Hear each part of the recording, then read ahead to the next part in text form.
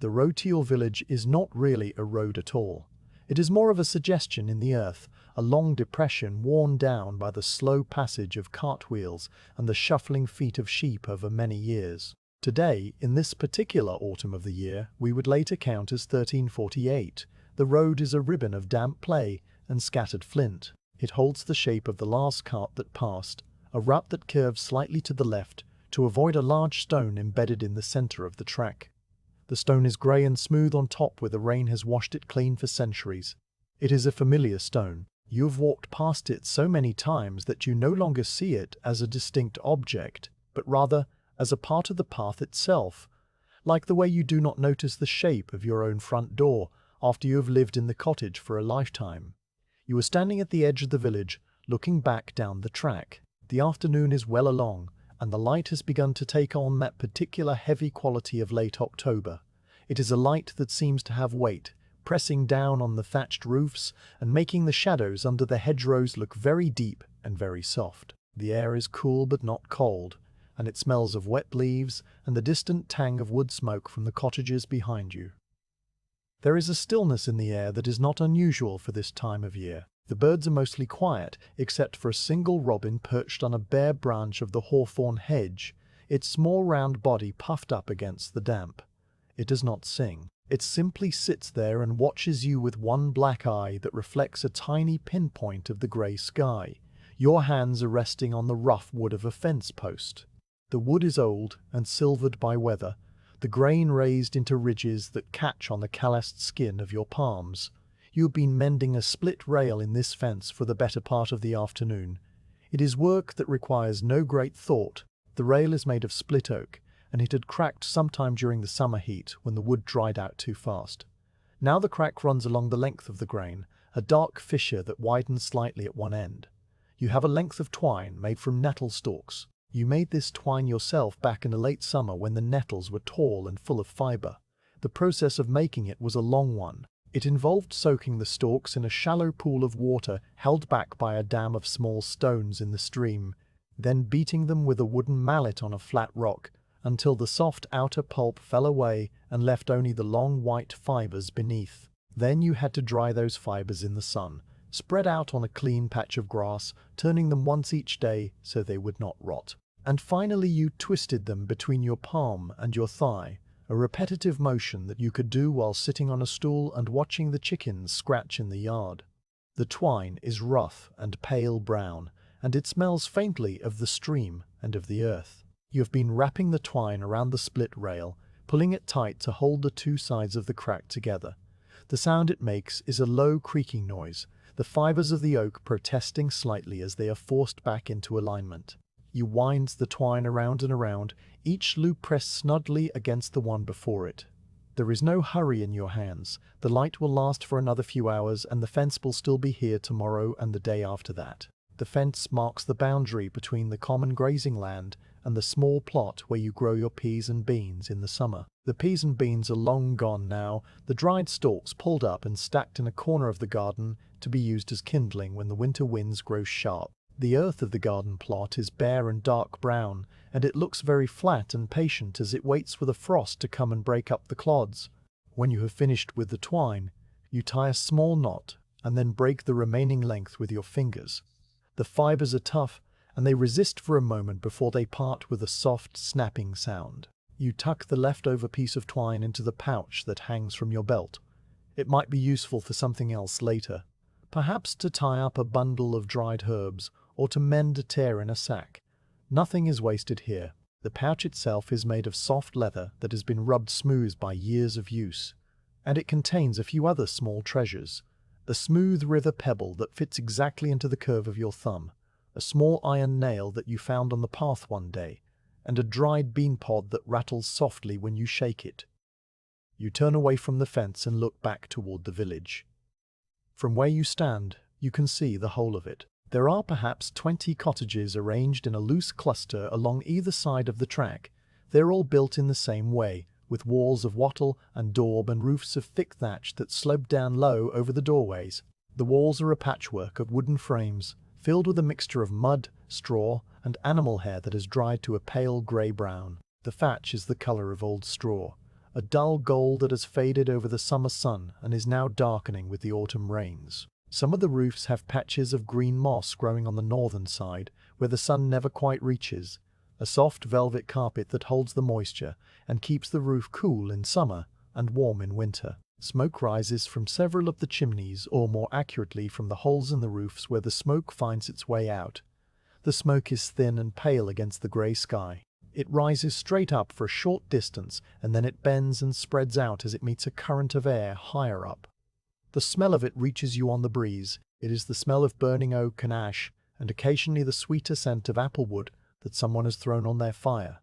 You can identify the different woods by their smell without even thinking about it. Oak is solid and steady, ash is sharp and clean, apple is sweet, and almost like the memory of fruit. Your own cottage is the third one on the left. You can see the corner of your own thatch roof and the small unshuttered window that faces the track. The window is just a square opening in the wall with a wooden shutter that you close at night to keep out the cold and the small creatures that might wander in. Right now the shutter is open and you can see the darkness inside, a soft black square that contrasts with the pale grey of the door wall.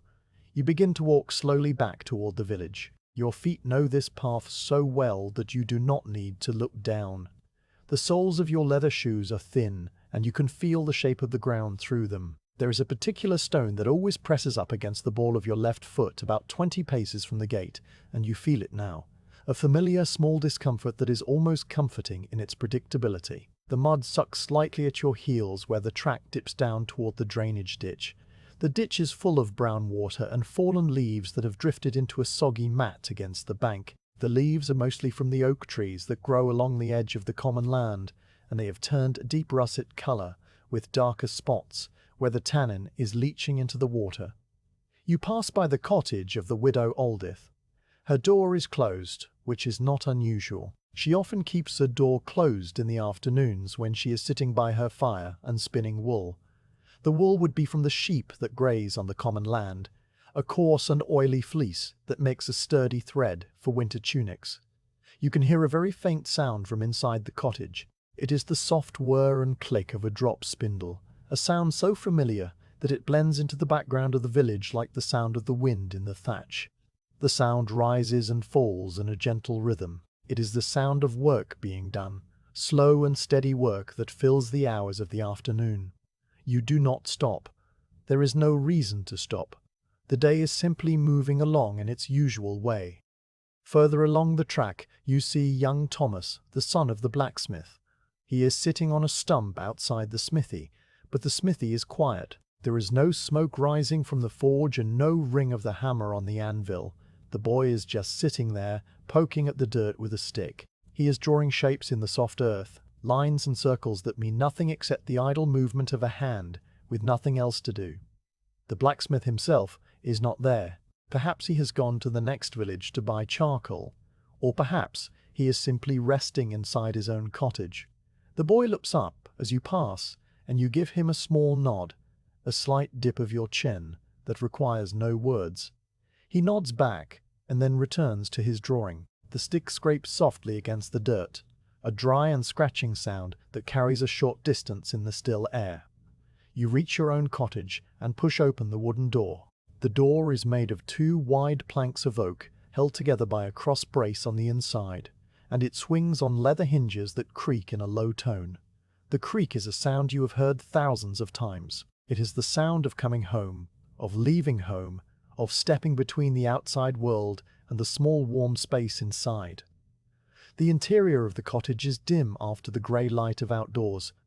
It takes a moment for your eyes to adjust. The single window lets in a shaft of light that falls across the dirt floor and illuminates a patch of packed earth where the dust motes are dancing in a slow and endless spiral. The dust motes are tiny specks of chaff and dried mud and fibers from your wool tunic, and they drift in the beam of light as if they have all the time in the world.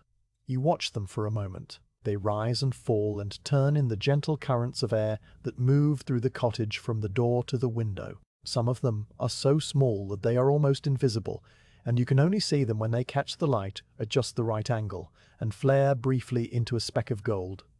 The fire in the hearth is low. It is just a bed of orange embers covered with a fine layer of white ash. You cross the room and kneel down on the packed earth. You pick up a small piece of dry kindling from the pile beside the hearth. It is a thin branch of hazel that you cut last spring and left to season in the corner. You place it carefully on the embers, and then you lean down and blow gently. Your breath stirs the ash and makes the embers glow brighter for a moment. A small flame appears, a thin tongue of yellow that licks at the underside of the hazel branch. The wood crackles softly as the heat begins to draw out the moisture that still lingers deep inside the fibers. You add another stick, and then a larger piece of oak. The fire begins to rebuild itself, and the light in the cottage grows a little warmer and a little brighter. You sit back on your heels and look around the room. There is not much to see. The cottage is one single room with walls of bare wattle and daub.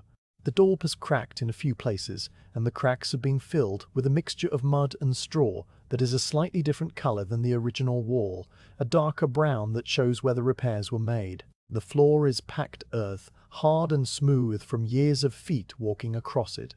There is a wooden chest in one corner. It is made of oak boards that have shrunk over time, so that there are narrow gaps between them where you can see the darkness inside. The chest holds your extra tunic, a blanket of coarse wool, a small bag of barley flour, and a few other things that you do not need to look at right now. There is a three-legged stool by the hearth and a single wooden bowl turned upside down on a small shelf made from a split log attached to the wall. The bowl is smooth inside from years of being scraped clean with a piece of bread. The roof is low and the rafters are exposed. They are made of rough poles of ash and oak, the bark still on them in some places and stripped away in others. The soot from countless fires has coated the rafters with a layer of fine black dust that clings to the wood and gives it a soft, velvety texture. In the very peak of the roof, where the thatch meets, there is a small opening to let the smoke out. Through that opening, you can see a small patch of the grey sky. It is just a pale circle of light, and sometimes when you lie on your back on the straw pallet at night, you can see a star pass across that small opening. The star moves very slowly, taking a long time to cross from one side of the opening to the other. You have watched it many times. It is a way of measuring the passage of the night without needing to know the hour. You sit down on the three-legged stool and let your hands rest on your knees. The stool is worn smooth on the seat where you always sit. The wood is a dark brown, almost black in the center, fading to a lighter brown at the edges where your thighs do not press. The three legs are slightly uneven, and the stool wobbles a tiny bit if you shift your weight. You know exactly how to sit to make it steady. It is a small adjustment that you make without thinking, a slight lean to the left that compensates for the shorter back leg. Outside, the light is continuing to fade. The shaft of light from the window has moved across the floor and is now climbing up the opposite wall. It will reach the rafters soon, and then it will be gone. The day is ending in the same way that all days end here, quietly and without ceremony. The robin that was sitting on the hawthorn hedge has flown away to find a place to roost for the night. The other birds have fallen silent. The only sound now is the very distant bleating of a sheep from somewhere out on the common land. The sound is faint, and it comes and goes as the breeze shifts. It is a sound that is so familiar that you hardly hear it at all. It is just part of the texture of the evening, like the smell of the smoke and the feel of the rough wool of your tunic against your skin. There was a man who passed through the village 3 days ago. He was a peddler, walking with a large pack on his back, and he had come from the market town that lies a day's walk to the south. You had stood by the gate and watched him approach. He was a thin man with a dusty cloak and a tired look about his eyes. He had stopped at the well to drink, and you had walked over to him. You had not spoken much. There was no need for many words. You had simply stood there while he drank, and after he had wiped his mouth with the back of his hand, he had said that there was a sickness in the port cities far to the south. A pestilence, he called it. He said that ships were arriving with dead men aboard, and that the sickness was spreading through the streets of the towns. He said it in a flat voice, the way a man might comment on the likelihood of rain tomorrow. He did not seem frightened. He was simply reporting a piece of news from a place that was very far away. You had listened, and then you had nodded. The port cities were distant places that you had never seen and would likely never see. They were names that you had heard mentioned occasionally. Bristol, London, Southampton. They were just words, sounds that had no real shape in your mind. The peddler had shouldered his pack again and continued on his way north, and you had watched him until he disappeared around the bend in the track. That had been 3 days ago. You have not thought about it much since then. The news did not seem to have anything to do with the village, with the fence that needed mending, with the apples stored in the loft above your head, with the sheep on the common land. Now, sitting on your stool in the dim light of the cottage, you remember the peddler's words again. They come into your mind like a faint echo. You picture the port cities as you have imagined them. You see them as larger versions of the market town, with more houses and more people and a great many ships tied up to wooden wharves. The ships would have tall masts and sails made of rough canvas, and the water around them would be grey and choppy. The men on the ships would be busy with ropes and barrels. In your mind, the sickness is a sort of dark fog that moves through the streets, silent and slow. It has no shape and no sound. It is just there, like the damp that creeps into the walls in winter. You do not know what it means for a man to be sick with this pestilence. You have seen sickness before. You have seen the ague that comes with the autumn chills and makes a person shake and burn by turns. You have seen the cough that lingers through the winter and slowly fades in the spring. But this pestilence is something else, something that you do not understand. And because you do not understand it, it remains an abstraction. It is a rumor, a shadow on the edge of a map that has no bearing on the solid world of your cottage and your fence and your bowl on the shelf. You look up at the rafters. There is a spider there, a small brown spider with long thin legs. It is repairing its web in the corner where the rafter meets the wall. The web is an intricate thing, a delicate wheel of fine silk that shimmers slightly in the light from the fire. The spider moves slowly and deliberately. It walks along one of the radial threads and then stops to attach a new strand of silk. Its legs are very precise. They touch the existing threads with a gentleness that is almost careful. You watch the spider for a long time. It works its way around the web, mending a tear that you cannot even see from where you sit. The tear must be very small, perhaps caused by a fly that struggled free or by a gust of wind that came through the open door. The spider does not seem hurried or troubled by the damage. It simply repairs it, thread by thread, in the same way that you mended the split rail with your nettle twine. There is a rhythm to the work. Move, stop, attach, move again. The spider's body is a small brown oval against the dark wood of the rafter. The fire has settled into a steady flame now. It is a small fire, just enough to take the chill off the evening air. The flames curl around the piece of oak and make a soft rushing sound. The sound of air being drawn into the base of the fire and consumed. The light flickers slightly on the walls, making the shadows shift and dance in a slow and lazy way. The shadows of the rafters stretch and contract. The shadow of the spider's web is a faint grey pattern on the daub, almost invisible but there if you look for it. The room is warm enough now, warm enough that you can loosen the collar of your tunic and feel the air in your neck. The wool of the tunic is scratchy against your skin, as it always is.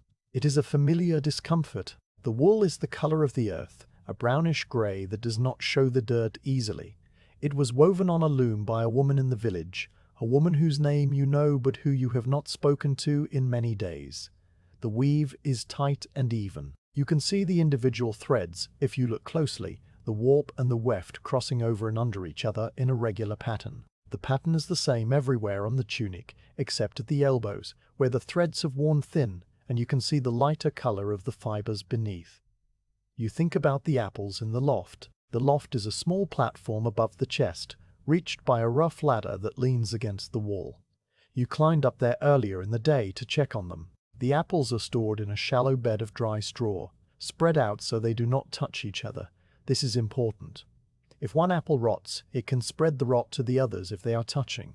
You went through them one by one, picking up each apple and turning it over in your hand. The apples are small and slightly misshapen, with rough brown patches where the skin has scabbed over. They are not the smooth, perfect apples that you might see in a painting of a grand feast. They are the apples of this place, grown on an old tree that leans over the ditch at the edge of the garden. The tree is gnarled and twisted, and it produces fruit that is tart and hard. But they keep well through the winter if they are stored correctly. You found one apple that had a soft spot on one side, a small depression where the skin had broken and the flesh beneath had turned brown and mushy. You remove that apple from the loft, and you will eat it tonight. It will taste slightly of fermentation, a faint sharpness on the tongue that is not unpleasant. The rest of the apples are sound. They will last for many weeks, providing a bit of sweetness in the long, dark months ahead. The light from the window is gone now. It faded slowly, climbing up the wall until it reached the rafters and then simply ceasing to be. The room is lit only by the fire, a warm orange glow that fills the small space and pushes the shadows back into the corners. The smoke from the fire rises up and curls around the rafters before finding its way out through the opening in the roof. It moves in a slow and graceful way, like water flowing uphill. You watch it for a while, tracing the path of a single wisp of smoke as it rises and twists and finally disappears into the darkness above. The smoke is a pale grey color, almost white where it catches the firelight. It smells of oak and of the earth. Outside, the village has grown quiet. There are no voices, no footsteps on the track, no sound of animals except for the occasional distant bleat of a sheep. The silence is deep and soft. It is not an empty silence. It is full of the small sounds of the night. The wind has picked up slightly, and you can hear it moving through the thatch above your head. The sound is a low rustling, the sound of thousands of dry straw stems rubbing against each other. It is a sound like a whispered conversation in a language that you do not speak, but that you understand anyway. It is the sound of the roof settling, of the cottage breathing, of the world outside continuing on in the dark. You get up from the stool and walk to the door. You open it just a crack and look out. The track is empty. The other cottages are dark shapes against the slightly lighter sky. The sky is not completely black. It is a deep grey with a faint glow on the horizon, where the last light of the sun is still fading. The stars are not visible. The clouds are too thick. You can see the outline of the hawthorn hedge, a dark tangle of branches that looks like a drawing made with charcoal on a piece of grey paper. Nothing moves out there. The world is still. You close the door and drop the wooden latch into place. The latch is a simple bar of oak that fits into a notch on the doorframe. It makes a solid thunk as it falls into place. It is a sound of finality, a sound that says the day is over and the night has begun. You turn back to the fire and add one more piece of wood, a thick chunk of elm that will burn slowly and give off a steady heat. The elm is a pale wood with a wavy grain, and it smells different from the oak. It has a slightly musty smell, like the forest floor after a rain. You settle the piece of elm onto the embers and watch as the flames begin to lick at its edges. The fire will last for a few more hours, long enough to keep the chill away until you are ready to lie down on your straw pallet and close your eyes. The straw pallet is in the corner opposite the hearth. It is a simple bed made of a coarse linen sack filled with straw. The straw has been changed only once, at the start of the autumn, so it is fresh enough. It rustles softly when you lie down. The sound is a dry and papery sound, the sound of hollow stems being compressed under your weight.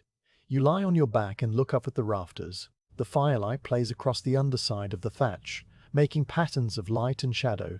The patterns shift and change as the flames flicker. You watch them for a long time. They are like clouds in the sky, forming and reforming into shapes that suggest things but never quite become them. A shape that is almost a face, a shape that is almost a tree, a shape that is almost a tree, a shape that is almost nothing at all. You think about the peddler's words again. The pestilence. It is a word that has no weight. It floats in your mind like a dry leaf on the surface of a pond, turning slowly but not sinking. You do not know what it means. You do not know if it will ever mean anything here. You only know that the spider has finished mending its web, that the apples are safe in the loft, that the elm log is burning steadily in the hearth, and that the wind is making a soft sound in the thatch above your head. These are the things that are real. These are the things that fill the quiet hours of the night. And as the fire slowly burns down to a bed of glowing embers, you let your eyes close, and you listen to the small sounds of the cottage and the village and the world beyond. A world that is very large and very quiet and very far away. The road to your village will still be there in the morning. The stone in the center of the track will still be there in the morning. The stone in the center of the track will still be there. The split rail will still be held together by your nettle twine, and you will wake up and do it all again, in the same slow and careful way, because that is what you have always done. That is what the days are made of. They are made of small things, repeated over and over, until the shape of a life is worn into the world like a path in the earth. The morning comes slowly, as mornings do now. There is no sudden break of light, no golden flare on the horizon. The world simply shifts from one shade of grey to another, a gradual lessening of the darkness that happens so gently you could almost sleep through it entirely. You open your eyes to the familiar sight of the underside of the thatch, the rough straw stems and the dark soot-blackened rafters forming the same pattern they have formed every morning for as long as you can remember. The fire in the hearth has died down to nothing more than a pile of fine white ash with perhaps a single orange spark buried deep at the center, hidden and waiting. The air inside the cottage is cold. It is a damp cold that settles into the wool of your blanket and makes your breath visible as a faint mist when you exhale. You lie there for a long moment, simply existing in the quiet of the early hour, listening to the absence of sound. Winter is not here yet. It is still autumn, but the autumn has taken on a different character in the last week. The leaves have all fallen from the oak trees and the world has lost its color. Everything is brown and grey and the soft green of moss on the north side of stones. You push the blanket aside and sit up. The straw of your pannet rustles with that familiar dry sound, the hollow stems collapsing and shifting beneath you. You stand, and your bare feet meet the packed earth of the floor. The earth is cold. It is always cold in the morning before the fire is rebuilt. The cold travels up through the soles of your feet and into your ankles. A slow and steady chill that reminds you that you are alive and that the day has begun. You walk to the hearth and kneel down. You take a handful of dry kindling from the pile and arrange it carefully over the spot where the last spark might be hiding. You lean down and blow, a long and gentle breath that stirs the white ash into a small cloud. The spark glows brighter, a tiny point of orange heat that catches on the edge of a dry twig. You watch it. The flame appears slowly, a small yellow curl that hesitates for a moment and then takes hold. You add larger sticks, and then a piece of seasoned beechwood. The fire begins to warm the room, pushing back against the damp cold one small degree at a time. Today is a day for looking closely at things. You can feel it in the quality of the light that comes through the single unshuttered window. The light is thin and pale, a light that illuminates but does not warm. It is the kind of light that makes you want to take stock of what you have, to count and to measure and to know exactly where everything is. The village has grown quieter in recent days. You have noticed this without really thinking about it. The smithy remains silent more often than not, and the mill at the edge of the village has stopped its steady grinding. The miller, a man named Godric, is simply resting, or so the word has passed from cottage to cottage. He is not sick, he is just tired, and the mill wheel sits motionless in the stream with green algae beginning to grow on the wooden paddles where the water laps against them in a slow and endless rhythm. Without the mill, there is no flour unless you make it yourself. That is a fact. It is not a cause for alarm. It is simply a change in the routine, and you have adapted to it in the same way that you adapt to a cold spring or a dry summer. You do what needs to be done. You step outside the cottage door into the grey morning. The air is still and heavy with moisture. The track is empty.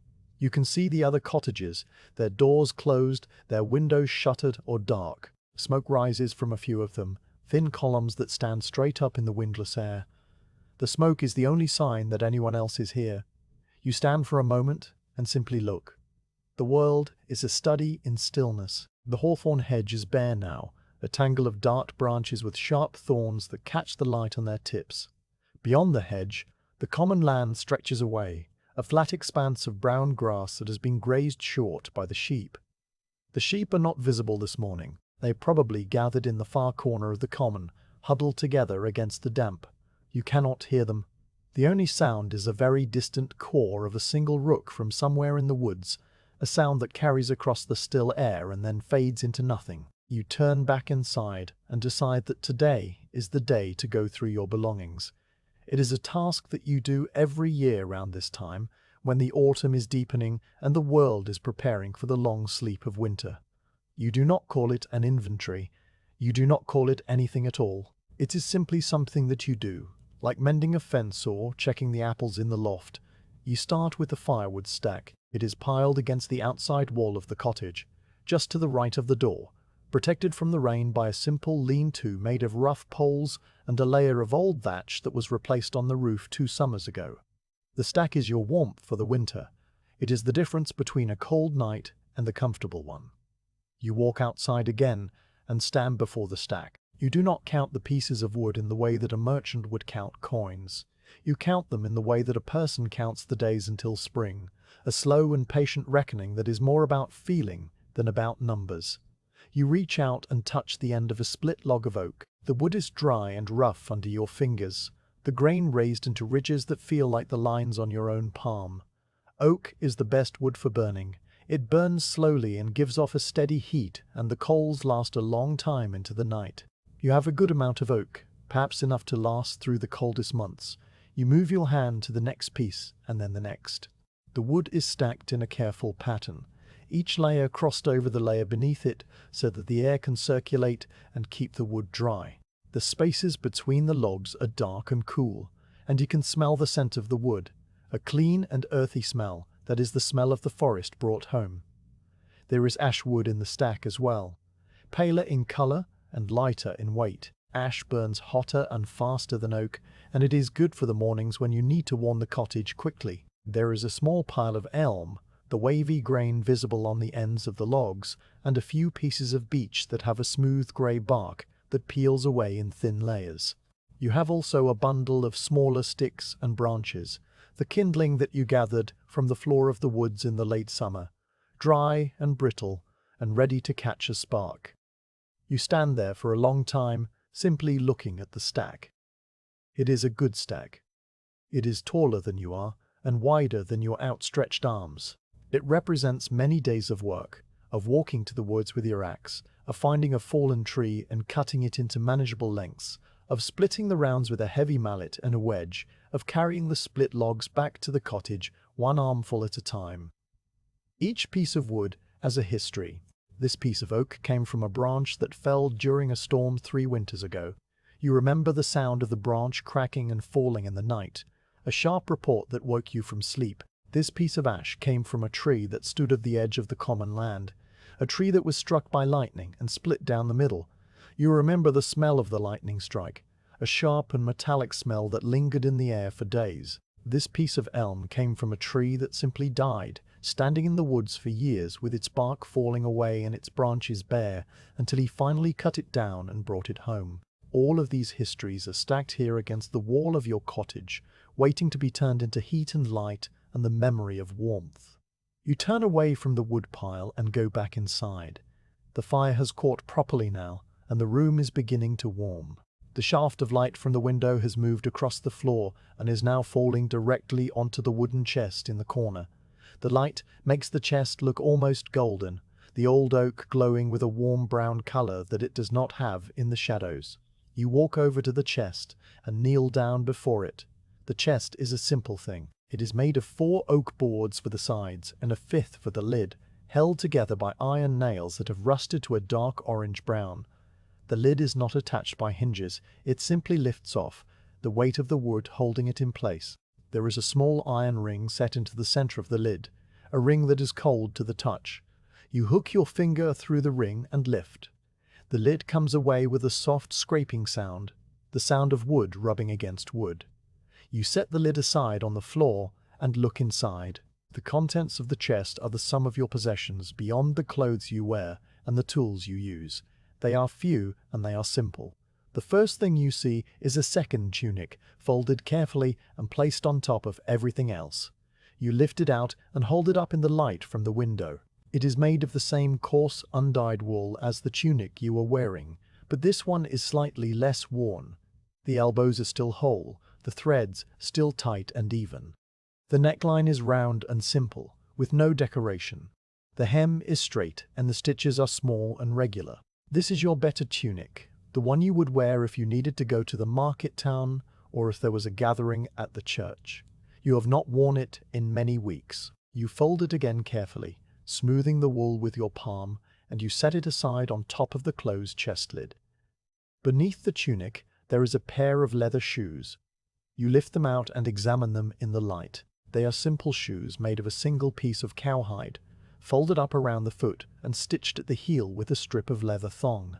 The soles are thin, and they have worn smooth in places, especially under the ball of the foot where your weight presses down with each step. There is a small hole worn through the leather on the right shoe, just at the edge where the sole meets the upper.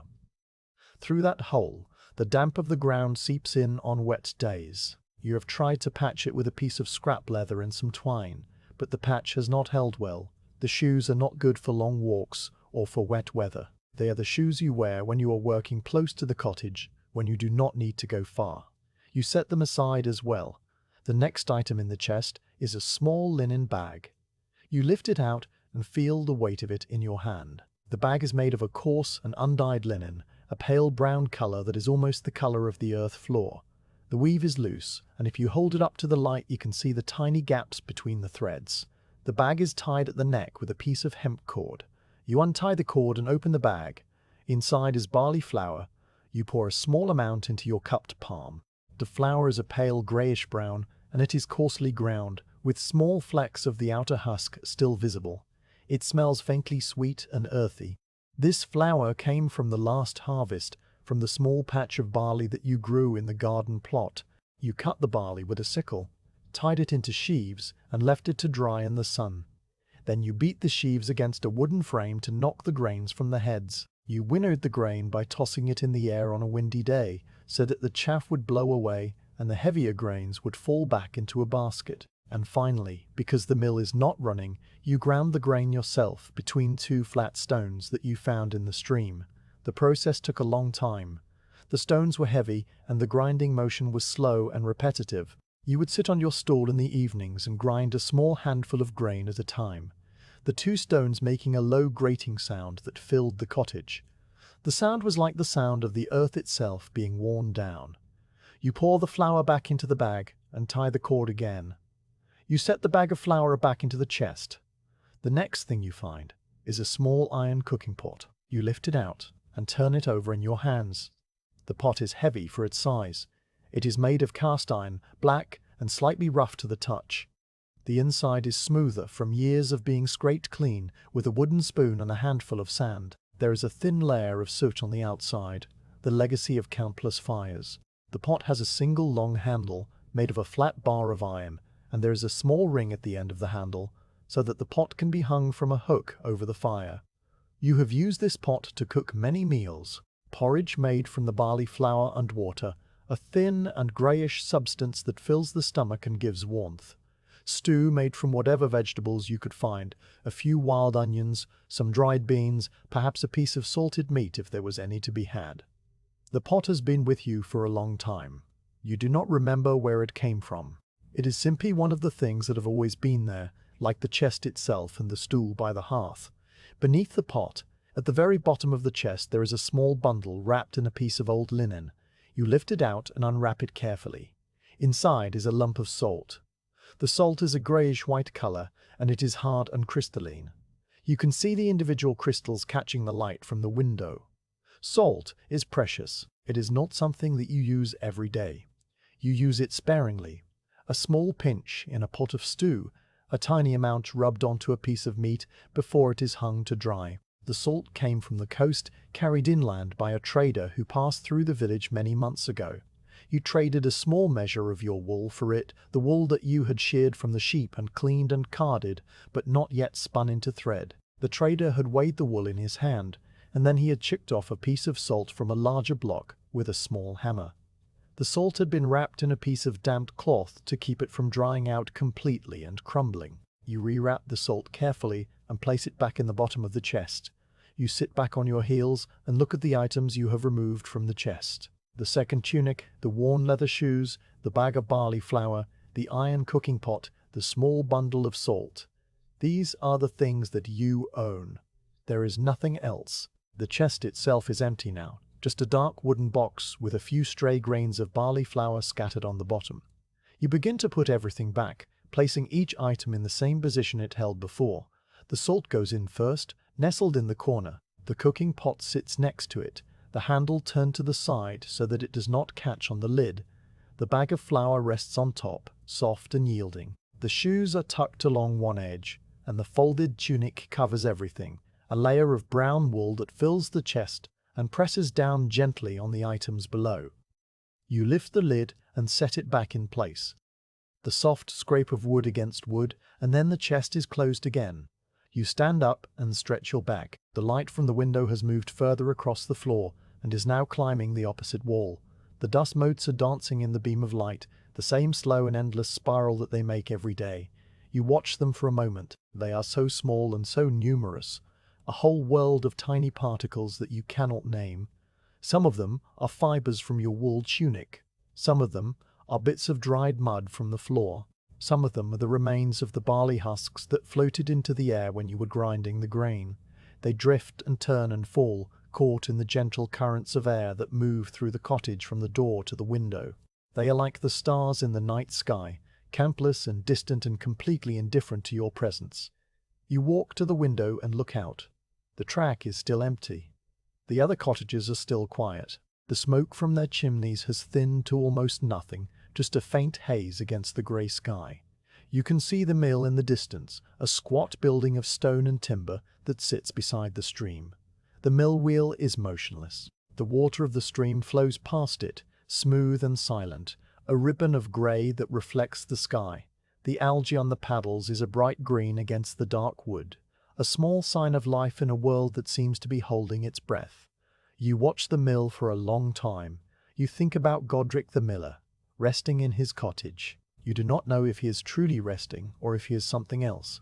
You do not know, and you do not need to know. The mill will run again when it runs again.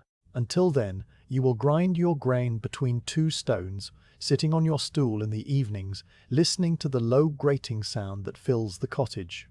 You turn away from the window, and your eyes fall on the small pile of grain that you have not yet ground. It is sitting in a wooden bowl on the shelf, a small amount of barley that you set aside yesterday. You walk over and pick up the bowl. You also pick up the two flat stones that you use for grinding. The stones are smooth on one side and rough on the other. You found them in the stream, where the water had worn them down over many years. They fit together well, the smooth sides facing each other, the rough sides providing a grip for your hands. You carry the bowl and the stones outside and sit down on the three-legged stool that you have placed against the wall of the cottage. The day is still grey and still. The air is cool but not cold. It is a day for sitting and doing simple work. You pour a small amount of grain onto the lower stone. The grains are small and hard, a pale brown color with a darker line running down the center of each one. They roll slightly on the smooth surface of the stone. You place the upper stone on top of them and begin to grind. The motion is slow and circular. You press down with the weight of your arms and you move the upper stone in a small circle over and over. The sound is a low grating noise, a sound like the grinding of teeth but softer and more distant. The grains crack and break beneath the stone. Their grains crack and break beneath the stone. They are crushed into smaller and smaller pieces. You lift the stone occasionally and look at the progress. The grain is becoming flour, slowly and steadily. You use your finger to push the larger pieces back toward the center, and then you lower the stone and continue grinding. The work is repetitive and calming. There is no thought required. Your hands know what to do. Your mind can wander or it can rest, and it chooses to rest. You watch the movement of your own hands. You watch the way the muscles in your forearms shift and move. You watch the way the grain slowly transforms from hard kernels into a soft powder. The sound of the grinding fills your ears and blocks out all other sounds. It is a sound that has been made by people for as long as people have grown grain and needed to eat. It is a sound that connects you to something very old and very deep. You grind for a long time. The light continues to shift. The grey sky remains grey. The village remains quiet. After a while, you stop and set the stones aside. You pour the freshly ground flour into the bowl. It is still coarse, with small flecks of the husk visible, but it is flour. It will make porridge or flatbread. It will fill your stomach and give you strength for another day. You stand up and carry the bowl and the stones back inside. The cottage is warm now, warmed by the fire that has been burning steadily all morning. The flames have died down to a bed of glowing coals, orange and red, and pulsing gently with the movement of the air. The room smells of wood smoke and of the earth. It smells of home. You sit down on the stool by the hearth and look around the room. The chest is closed. The firewood stack is full. The apples are safe in the loft. The flour is ground. The salt is wrapped and stored. The tunic is folded. The shoes are waiting. Everything is in its place. There is nothing that needs to be done right now. You sit and you wait. The cat that lives in the village, a small creature with grey fur and white paws, has found its way into your cottage. It does not belong to anyone in particular. It simply moves from cottage to cottage, finding warmth and the occasional scrap of food. It is sitting on the hearthstone now, close to the warmth of the coals, but not too close. It is cleaning its paw. The paw is white, and the cat lifts it to its mouth and licks it carefully over and over. The tongue is small and pink. The motion is slow and deliberate. The cat licks the pad of its paw, then the space between the toes, then the back of the paw. It pauses and looks at the paw as if inspecting its work. Then it continues. The firelight makes the cat's fur look soft and warm. The cat does not look at you. It is completely absorbed in the task of cleaning its paw. You watch the cat for a long time. The sound of the licking is very faint, a soft and repetitive sound that blends into the crackle of the coals. The afternoon passes in this way. You sit on your stool and you watch the cat. The cat finishes cleaning one paw and moves on to the next. The coals in the hearth shift and settle, sending up a small shower of sparks that rise and fade. The light from the window continues its slow journey across the wall, climbing higher and higher until it reaches the rafters and then begins to fade. The day is ending. You have done nothing of great importance. You have counted your firewood, looked inside your chest, ground a small amount of grain, and watched a cat clean its paws. These are the things that fill the hours. They are small things, quiet things, things that leave no mark on the world. And yet, they are everything. They are the shape of a life, the slow and steady rhythm of days that follow one after another, each one the same as the last, and yet each one unique in its own quiet way. You add another log to the fire, a piece of elm that catches slowly and then begins to burn with a soft and steady flame. The smoke rises up and finds its way out through the hole in the roof. The cat has finished cleaning and is now curled into a tight ball on the hearthstone, its nose tucked under its tail, its sides rising and falling with the slow breath of sleep. You watch the cat sleep. The world outside is dark now. The village is silent. The mill wheel is still. The sheep are huddled in the far corner of the common. The peddler's words about the pestilence are a distant memory, a faint echo that has no place in this warm and quiet room. You sit, and you wait for nothing in particular. The night will pass and the morning will come again, and you will do it all over again in the same slow and careful way, because that is what the days are made of. The decision to walk to the market is not a decision in the way that a general decides to move an army. It is more like the slow turning of a leaf in a gentle current, a movement that happens because the conditions are right for it. You have noticed that your small store of salt is lower than you would like. You noticed this when you were looking through the chest, and the thought has been sitting in the back of your mind ever since, like a stone that you keep touching with your foot as you walk. You also have a small amount of wool that you have not yet spun. It is sitting in a basket in the corner, a soft and oily mass of greyish fibres that still smells faintly of the sheep. You could take the wool to the market and trade it for salt. That is what the market is for. It is a place where one thing becomes another thing through the slow and patient exchange of goods. You prepare for the walk in the same way that you prepare for everything, which is to say slowly and without any sense of urgency. You take the wool from the basket and you pack it into a rough linen sack. The wool is springy and it resists being compressed. You push it down with your hands and it pushes back, slowly expanding to fill the space again. You tie the neck of the sack with a piece of twine, and you set it by the door. Then you take your worn leather shoes from the chest, and you put them on. The leather is cold and stiff, and it takes a moment for your feet to warm it and make it more pliable. You lace the thongs around your ankles, and you stand up, feeling the familiar thinness of the soles against the packed earth of the floor. These shoes are not good for a long walk, but they are the only shoes you have. You will walk carefully, avoiding the shoes you have. You step outside and the deepest mud. You step outside and close the door behind you. The morning is grey and still, the same grey stillness that has been hanging over the village for days.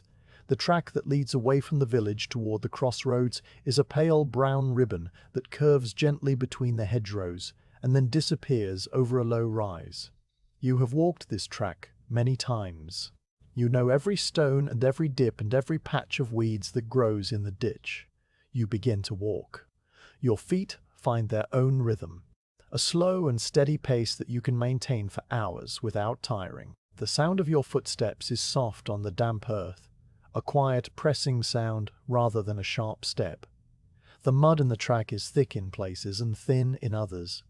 You can feel the difference through your thin soles. The thick mud sucks slightly at your heels, making a soft sound like a kiss. The thin mud is slick, and you have to place your feet carefully to avoid sliding. The hedgerows on either side of the track are dense and tangled. They are made mostly of hawthorn and blackthorn, their bare branches interlacing to form a barrier that is almost solid. The thorns are long and sharp, a dark reddish-brown that stands out against the grey of the bark. There are no leaves left on the branches. They fell weeks ago, drifting down to form a damp layer on the floor of the ditch. The ditch itself is full of brown water and fallen leaves that have turned into a soft and soggy mat. The water is still, reflecting the grey sky so perfectly that it looks like a strip of polished metal lying at the bottom of the ditch. Small insects skate across the surface of the water, leaving tiny ripples that spread out in perfect circles and then disappear. You walk on. The track rises slightly and then dips down into a shallow hollow where a small stream crosses the path. There is no bridge, only a line of flat stones that have been placed in the water to serve as stepping stones. The stones are worn smooth by the passage of many feet over many years. They are covered in a thin film of green algae that makes them slippery. You step carefully from one stone to the next. The water flows around the stones with a soft and constant sound, a sound that is higher and clearer than the sound of your footsteps on the mud. The stream is small, no wider than your outstretched arms, and the water is clear enough that you can see the pebbles on the bottom, small and round and brown and grey. A few leaves have fallen into the stream and they are drifting slowly downstream, turning gently in the current, their edges curling up as they become waterlogged. You cross the stream and continue on. The track rises again, and now you are walking along the edge of a fallow field. The field stretches away to your left, a large expanse of bare brown earth that was ploughed in the spring and then left to rest. The furrows are still visible, long parallel ridges and valleys that run from the track all the way to the distant hedgerow. The ridges are covered with the dry brown stalks of the last crop, broken and flattened by the rain. The valleys between the ridges hold small pools of water that reflect the grey sky. The field looks empty and patient. It is waiting for the spring, for the plough to turn it over again and make it ready for new seed. There are no birds in the field today. There is nothing moving at all.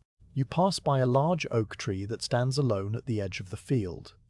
The tree is old, its trunk thick and gnarled, its bark deeply furrowed and covered with patches of pale green lichen. The branches spread out wide, forming a broad crown that is bare now, except for a few brown leaves that cling to the tips of the smallest twigs. The leaves rattle softly in the slight breeze, a dry and papery sound that is the only sound other than your footsteps. The tree has stood in this spot for longer than anyone can remember. It is a landmark, a point of reference in a landscape that otherwise has few distinguishing features. You have passed this tree many times, and each time you notice something slightly different about it. Today you notice the way the lichen has grown in a particular pattern on the north side of the trunk, a circular patch that looks almost like a map of some unknown country. You walk on. The track continues to curve and dip, following the contours of the land in a way that feels natural and inevitable. You are not thinking about anything in particular. Your mind is quiet, occupied only with the rhythm of your walking and the small details of the world around you. You notice the way a particular clump of dead grass is bent over by the wind, its dry stems forming a kind of arch. You notice the way a small spider has spun a web between two stalks of a dried weed, the silk glistening with tiny droplets of moisture. You notice the way the mud on the track changes color from a dark brown to a lighter grayish-brown as you move from one patch of soil to another. These are the things that fill the hours of a long walk. They are small things, unimportant things, things that would be invisible if you were moving faster or thinking harder. But you are moving slowly and your mind is still, and so you see them. After a time you come to the place where the track from your village meets another track, a wider and more heavily traveled way that runs from the market town in the south to the larger villages in the north. This is the crossroads. It is not a dramatic place. There is no signpost, no monument, no marker of any kind. It is simply a place where two paths cross, the earth worn down by the passage of feet and cartwheels to form a broad and muddy space. On market days, this space would be filled with people and animals, and the sound of voices and the smell of cooking food. But today is not a market day. Today is just an ordinary day, and the crossroads is empty. You stop at the edge of the open space and look around. The market stalls are still here, or at least the structures that serve as stalls. They are simple constructions made of rough wooden poles and planks, set up in a loose row along one side of the crossroads. Some of them have roofs made of old canvas or woven straw mats, stretched over the poles to provide shelter from the rain and sun. Most of the roofs are sagging now, weighed down by the damp and the passage of time. The canvas is stained and faded, a patchwork of greys and browns that blends into the grey of the sky. The straw mats are beginning to rot at the edges, the individual stems separating and curling away from the main body. You walk slowly toward the stalls. Your footsteps are louder here on the harder ground of the crossroads, the mud packed down and mixed with small stones that have been brought from elsewhere. The sound echoes slightly in the empty space. You reach the first stall and stop. This is the stall where the fishmonger from the coast usually sets up his wares. You remember him from your last visit to the market many weeks ago. He was a stout man, with hands that were always red and raw from handling the cold fish. He would lay out his catch on a bed of wet straw, the silver bodies of the fish gleaming in the light, their eyes round and clear. He would call out in a loud voice, describing the freshness of his fish and the length of his journey from the coast.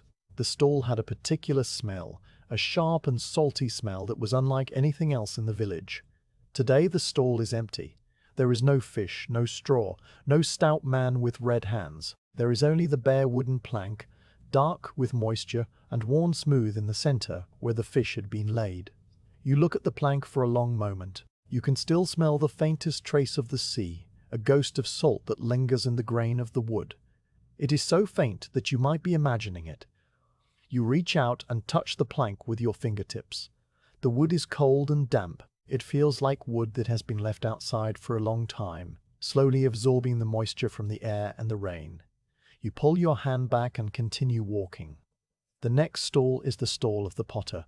You remember the potter as well, a thin man with clay dust always under his fingernails and in the lines of his face. He would bring his pots and bowls and jugs wrapped in straw and packed into large baskets.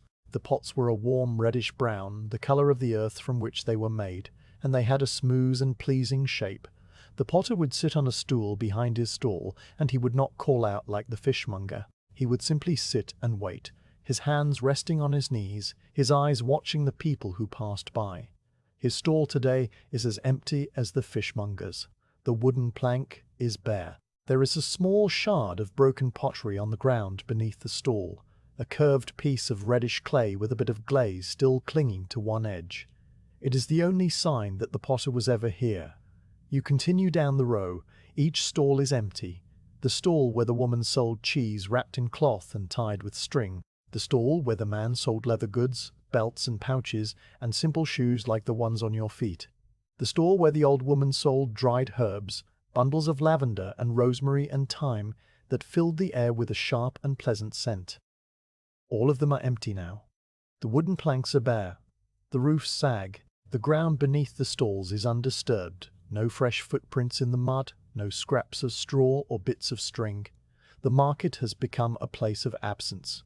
It is a collection of gaps, spaces where things used to be and are no longer. You stand in the middle of the row, and you look from one end to the other. The empty stalls stretch away from you, a series of dark rectangles against the grey sky. They look like the ribs of some large animal that has been picked clean and left to bleach in the sun. Except there is no sun, and there has been no sun for many days. There is one stall, however, that is not completely empty. At the far end of the row, you can see a figure sitting on a low stool. The figure is wrapped in a dark cloak and does not move. You walk toward it slowly. As you get closer, you see that it is a man, an older man with a thin face and a grey beard. He is the salt merchant. You recognize him, although you do not know his name. He comes to the market less often than the others, traveling a long distance from the coast with his mule and his heavy load of salt. The salt is precious and heavy, and he guards it carefully. Today, he has only a small amount left, a lump of greyish-white crystal that sits on a piece of oiled cloth on the plank before him. The salt is the only thing on the stall. There are no other goods, no other customers, no sound but the soft whisper of the wind in the thatch of the stall roofs. You stop in front of the stall. The salt merchant looks up at you. His eyes are pale and watery, and they seem to be looking at something just behind you rather than directly at your face. He does not speak. You do not speak. You simply stand there, holding your sack of wool, and you wait. The silence stretches out. It is not an uncomfortable silence. It is the kind of silence that exists between people who have no need to fill the air with words. After a long moment, you lift the sack of wool and place it on the plank next to the salt. The merchant looks at the sack. He reaches out a hand that is thin and knotted with veins, and he unties the twine. He reaches into the sack and pulls out a small handful of the wool. He holds it up to the light, turning it this way and that. He rubs it between his fingers, feeling the texture and the oiliness. He brings it close to his nose and smells it. Then he nods, a small and almost imperceptible movement of his head. He reaches down to the piece of oiled cloth and he picks up the lump of salt. It is about the size of your fist, an irregular mass of crystals that catch the grey light and sparkle faintly. He holds it out to you. You take it. The salt is heavy and cool in your hand. You can feel the sharp edges of the crystals pressing against your palm. You look at the salt and you look at the merchant. The trade is done. There is nothing more to say. You nod. A small dip of your chin and the merchant nods back. He tucks the sack of wool under his stool and resumes his previous position, his eyes gazing out at the empty market, his hands resting on his knees. You turn away and begin to walk back toward the track. You walk slowly, holding the lump of salt carefully in your hand. The weight of it is reassuring. It is a small piece of the sea, carried inland over many miles, and now it will travel with you back to your cottage, where it will sit in the bottom of your chest and wait to be used. You think about the journey of this salt. It began as seawater, drawn up from the ocean and poured into shallow clay pans. The water was heated over a fire until it evaporated, leaving behind a thin crust of crystals. The crystals were scraped from the pans and packed into baskets. The baskets were loaded onto a mule and carried along the winding tracks from the coast to the inland villages. And now the salt is here in your hand, and you are carrying it home. You pass the empty stalls again. You look at them as you walk, noticing the details that you missed before. The way the wood of one stall has split along the grain, a dark crack that runs from one end of the plank to the other. The way a spider has spun a web in the corner of another stall, a delicate wheel of silk that shimmers with trapped moisture. The way a small patch of moss has begun to grow on the underside of one of the straw roofs, a soft green cushion that is slowly spreading. The market is quiet and still. It is a place that is waiting, like the fallow field, like the mill wheel in the stream. It is waiting for the people to return, for the fish and the pots and the cheese and the herbs to fill the empty spaces again. You do not know when that will be. You do not think about it in those terms. You simply observe the emptiness and you continue walking. You leave the crossroads and start back along the track toward your village. The walk back is the same as the walk there, only reversed.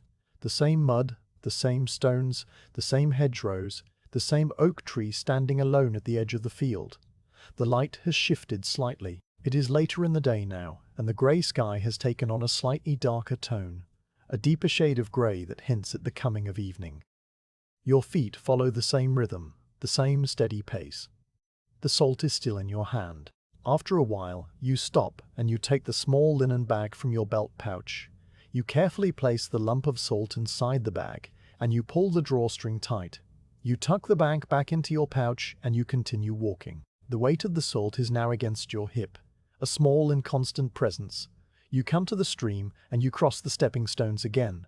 The water flows around the stones with the same soft sound, carrying the same brown leaves downstream. You come to the low rise and you see your village in the distance, a cluster of dark shapes against the grey sky. The smoke from the chimneys is thin and pale. The mill wheel is still. The common land is empty of sheep. You walk on. The track curves and you lose sight of the village for a moment, hidden behind the hedgerow. Then it reappears, closer now, and you can see the individual cottages and the shape of your own roof among them. As you approach the village, you notice something that you did not notice on your way out. The sheep in the far pasture, the pasture that lies beyond the common land, have not been moved. They are still there, in the same spot where they were days ago.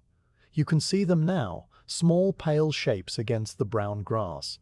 They should have been moved to fresh grazing by now. That is the usual practice, to move the flock from one pasture to another so that the grass has time to recover. But the sheep have not been moved. They're simply standing there, huddled together, their heads down, their movements slow and infrequent. You stop and look at them for a long moment. It is an observation without alarm. It is simply a noting of a change in the usual pattern, like the empty stalls at the market, like the silent smithy. The world is shifting in small ways, and you are noticing these shifts as you move through your days. You do not assign meaning to them, you just notice. You continue walking. You pass the first cottage of the village. The door is closed, and there is no sound from within. You pass the second cottage. The same. You reach your own cottage, and you push open the door. The familiar creak of the leather hinges, the familiar smell of wood smoke and earth, the familiar sight of the single room with its chest and its stool and its hearth. The fire has burned down to embers while you were gone. You kneel down and add a few sticks of kindling and a piece of ashwood. The flames catch and grow, pushing back the chill and filling the room with a warm and flickering light. You take the linen bag from your pouch and you open it. You lift out the lump of salt and you look at it in the firelight. The crystals sparkle with a warm orange glow, the same crystals that sparkled with a cool grey light under the market sky. You walk to the chest and you lift the lid. You place the salt in its usual spot, nestled in the corner, and you cover it with the folded tunic. You close the lid and you stand up.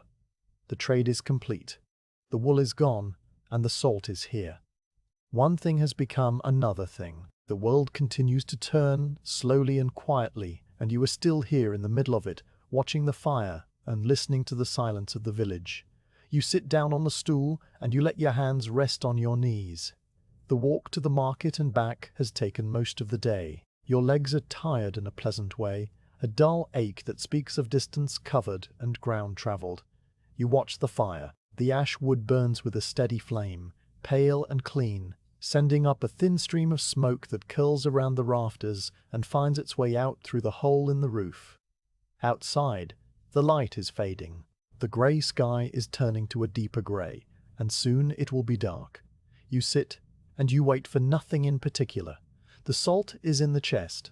The fire is in the hearth. You are in your cottage, and that is enough. That is enough.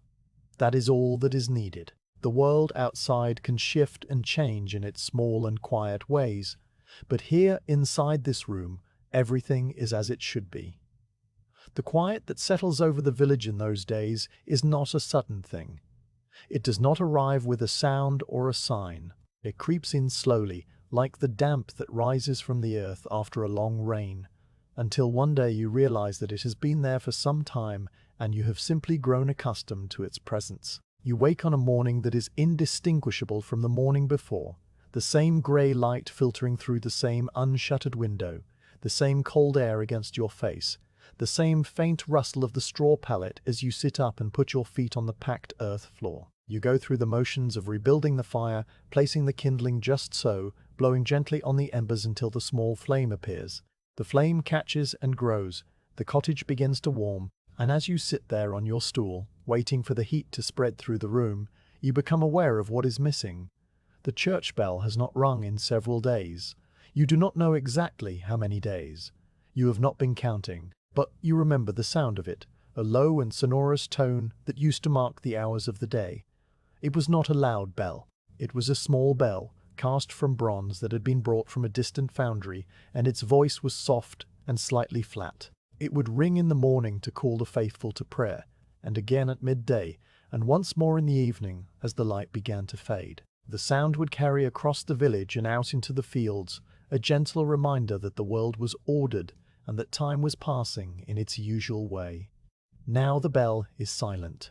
The small stone tower of the church stands at the far end of the village, a square and solid shape against the grey sky, and no sound comes from it.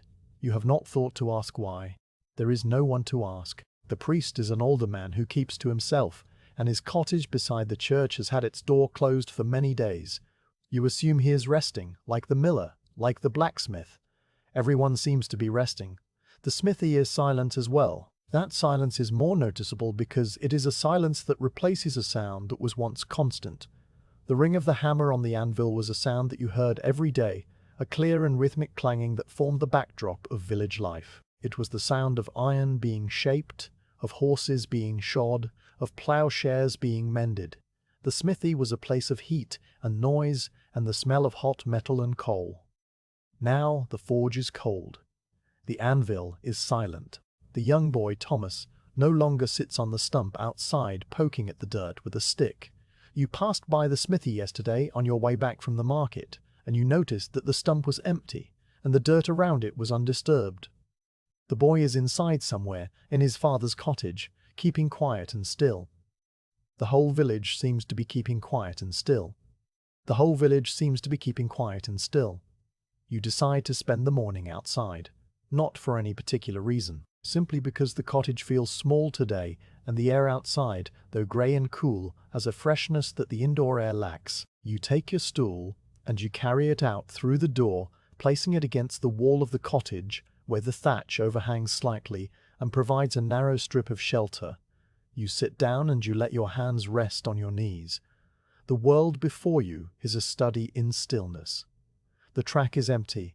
The other cottages are dark shapes with closed doors. The smoke from their chimneys is so thin and pale that it is almost invisible against the sky. The only movement is the very slight swaying of a few dry weeds that grow at the edge of the track, their hollow stems bending and straightening in a breeze that is too faint for you to feel on your face. You sit and you listen. Listening is not something that you do actively. It is more like allowing the sounds of the world to enter your ears without filtering them or naming them. You let the quiet wash over you. And as you sit there, you begin to hear things that you would not normally hear because they are usually covered by louder sounds. You hear the rustle of the thatch above your head. It is a very soft sound, a dry and papery whisper that is made by the individual straw stems rubbing against each other. The sound is constant, but it varies slightly in pitch and volume as the breeze shifts. Sometimes it is almost inaudible. Sometimes it rises to a faint susurrus that fills your ears and then fades again. You hear the distant call of a rook. The sound comes from somewhere far away, beyond the common land, perhaps from the small wood that stands on the other side of the stream. It is a single call, a harsh and croaking note that hangs in the air for a moment and then is gone. You wait to see if there will be an answering call. There is none. The rook is alone, or at least it is the only one speaking. You picture it in your mind, a large black bird perched on a bare branch, its feathers ruffled against the damp, its head cocked to one side as it watches the world below. You have seen rooks many times. They are clever birds, always watching, always seeming to know something that you do not. You hear a sound that you cannot immediately identify. It is a low and rhythmic hum, so faint that it is almost below the threshold of hearing. You sit very still and you concentrate. The sound seems to be coming from the ground itself, from the earth beneath your feet. It is a deep and constant vibration, like the sound of the world turning. You realize after a long moment that it is the sound of the stream, the same stream that crosses the track on the way to the market. The water is flowing over the stones and around the bends, and the sound of its movement is traveling through the ground, carried by the dense and heavy earth. It is a sound that you have never noticed before, because there was always something louder to hear. The ring of the smithy hammer, the bleating of the sheep, the voices of your neighbors, the creak of cartwheels. All of those sounds are gone now, and what remains is this deep and ancient hum, the sound of water moving through the world. You sit for a long time, listening to the hum of the stream and the rustle of the thatch. The light shifts slowly. The grey sky is a uniform blanket, but it is not completely static. There are subtle variations in its brightness, patches that are slightly lighter or slightly darker, and these patches move across the sky with a slowness that is almost imperceptible. You watch a particularly light patch as it drifts from the horizon toward the center of the sky. It takes a very long time. You do not measure the time in minutes or hours. You measure it in the number of breaths you take, in the slow beating of your heart, in the gradual warming of the air as the invisible sun climbs higher behind the clouds. Your eyes drift to the patch of light that is falling on the ground just in front of your feet. The light is coming through a gap in the thatch, a small hole where the straw has worn thin. It makes a pale oval on the packed earth, a spot of brightness that is only slightly lighter than the surrounding ground. You watch the oval as it moves. The movement is so slow that you cannot see it happening. You can only see that it has happened when you look away and then look back. The oval has shifted slightly to the left. It has stretched a little, becoming more of an ellipse than a circle. The edge of the oval is soft and blurred, not a sharp line, but a gentle transition from light to shadow. You watch the oval for a long time. It moves across the ground, inch by inch, following the path of the sun that you cannot see. You think about the light inside your cottage, the shaft that comes through the window and moves across the floor and up the wall. It is doing the same thing right now, moving through the empty room, illuminating the dust motes, climbing toward the rafters. The light is a constant presence, even when you are not there to see it. You become aware of another sound.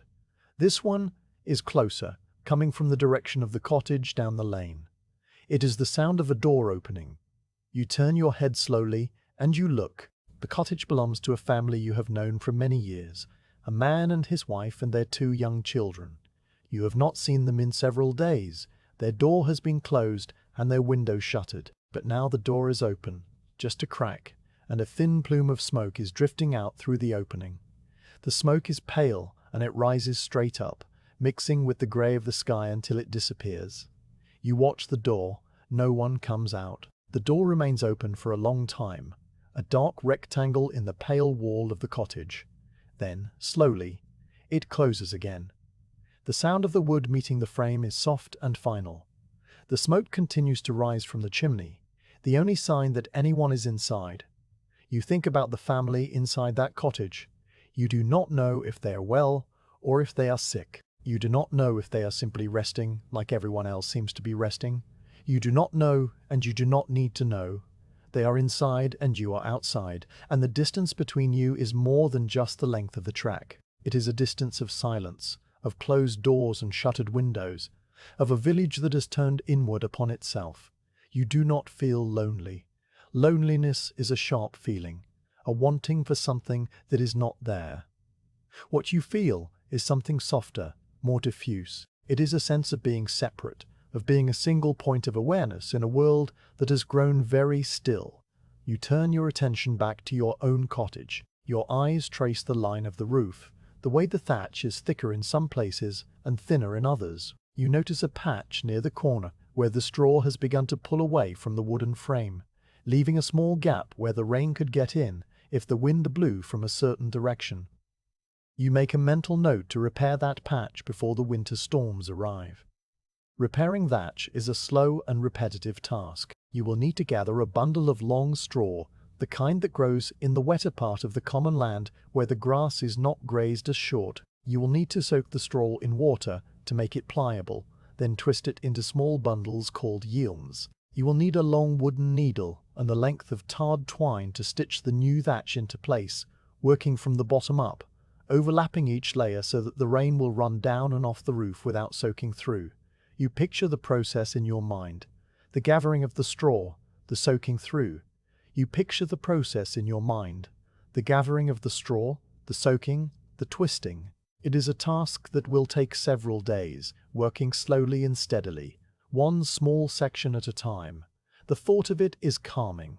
It is a plan, a shape for the days to come, a reason to move your hands and occupy your mind. You look at the other parts of the roof. There is a place where the thatch has been patched before, the straw a slightly different color than the surrounding area. The older thatch is a dark grayish-brown, weathered by sun and rain. The patched area is a lighter gold, the straw still retaining some of its original color. Over time, the new straw will darken to match the old. It will become indistinguishable from the rest of the roof. That is the way of things. Everything fades and weathers and blends together until you cannot tell what is old and what is new. You notice the way the thatch overhangs the walls, creating a deep shadow under the eaves. The shadow is a soft and cool darkness, a place where spiders like to build their webs. You can see a web there now, stretched between the underside of the thatch and the top of the wall. The web is empty, its maker nowhere to be seen. The silk is beaded with tiny drops of moisture, each drop catching the grey light and holding it like a tiny pearl.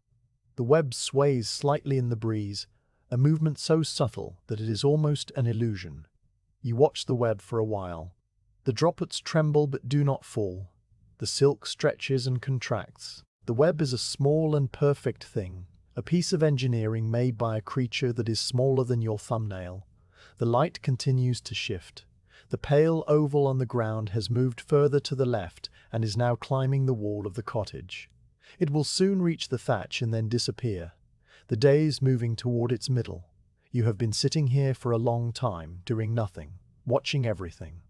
This is what the days have become. They are long stretches of quiet, punctuated by small observations, the movement of a patch of light, the sound of a distant rook, the rustle of thatch, the hum of the stream through the ground, the closing of a door, the swaying of a door, the swaying of a spiderweb. These are the events of your day. They are not exciting events.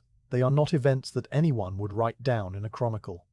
But they are real, and they fill the hours, and they are enough. You stand up slowly, your joints stiff from sitting still for so long. You pick up the stool and carry it back inside. The interior of the cottage is dim and cool. The fire has burned down to a bed of embers, the same as it always does. You add a few sticks and a small log of beech, watching the flames catch and grow. The light from the fire fills the room with a warm and flickering glow. The shaft of light from the window is now high on the wall, just below the rafters.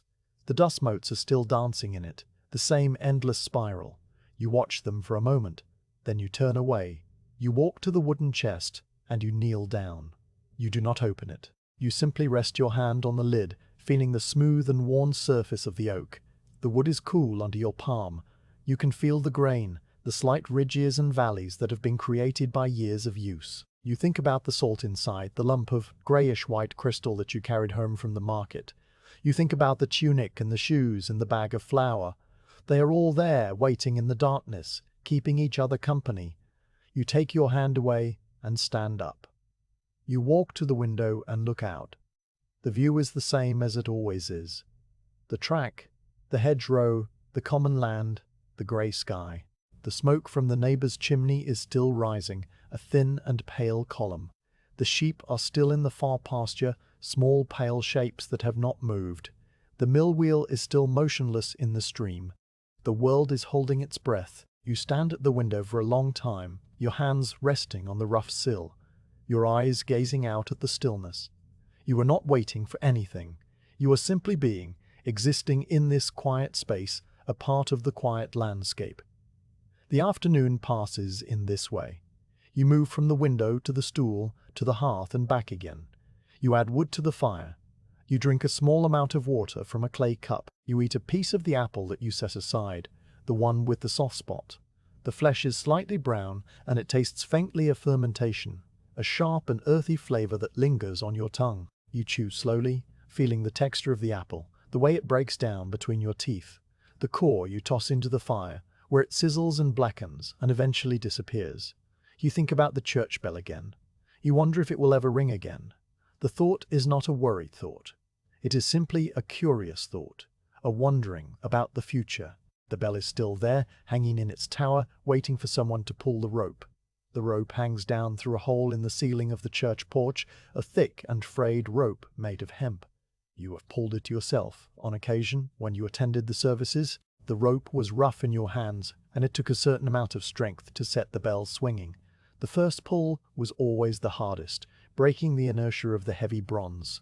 After that, the swinging became easier, a steady rhythm that matched the ringing of the bell. You remember the sound filling the church, a low and resonant tone that seemed to vibrate in your chest. That sound is gone now. The rope hangs motionless in the dark porch. The bell waits in the tower. And you wait in your cottage, listening to the quiet. As the evening approaches, the grey sky darkens further. The light from the window fades and disappears. The fire becomes the only source of illumination, a warm and flickering glow that pushes the shadows back into the corners. You sit on your stool and you watch the flames. They curl around the log, licking at the bark, finding the cracks and crevices where the wood is drier. The flames are orange and yellow and sometimes a pale blue at the very base where the heat is most intense.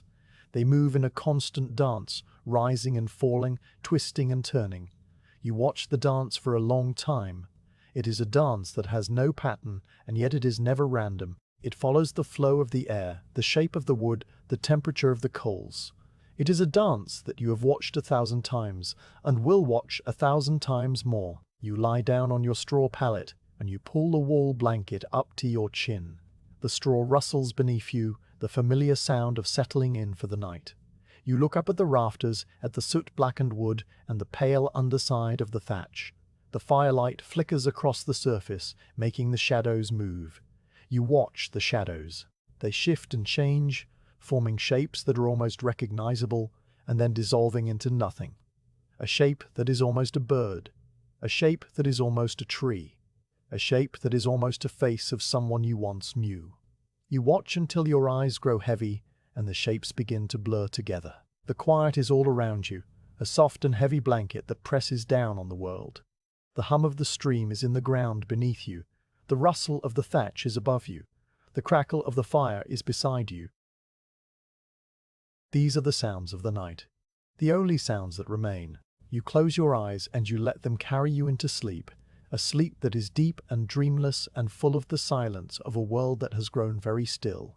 The morning you decide to visit the cottage at the edge of the village where the woman with the herb garden lives is a morning like any other, grey and still, and carrying the faint chill of the approaching winter. You do not need herbs in the way that you need food or firewood. The need is softer than that, more a matter of habit and the slow pull of routine. You have noticed that the small bundle of dried mint hanging from the rafter in your cottage has grown thin and dusty, its leaves crumbling to powder when you touch them. Mint is useful for making a warm drink on cold evenings, a drink that tastes of the summer that is long gone and settles the stomach before sleep. You could go without it. You've gone without many things in these quiet weeks, but the walk to the herb garden is a reason to move your legs and see another face, and the thought of it has been sitting in your mind like a small stone in a stream, worn smooth by the constant flow of the hours. You take your worn leather shoes from the chest and put them on, feeling the familiar thinness of the soles and the way the leather is molded to the shape of your feet over many seasons.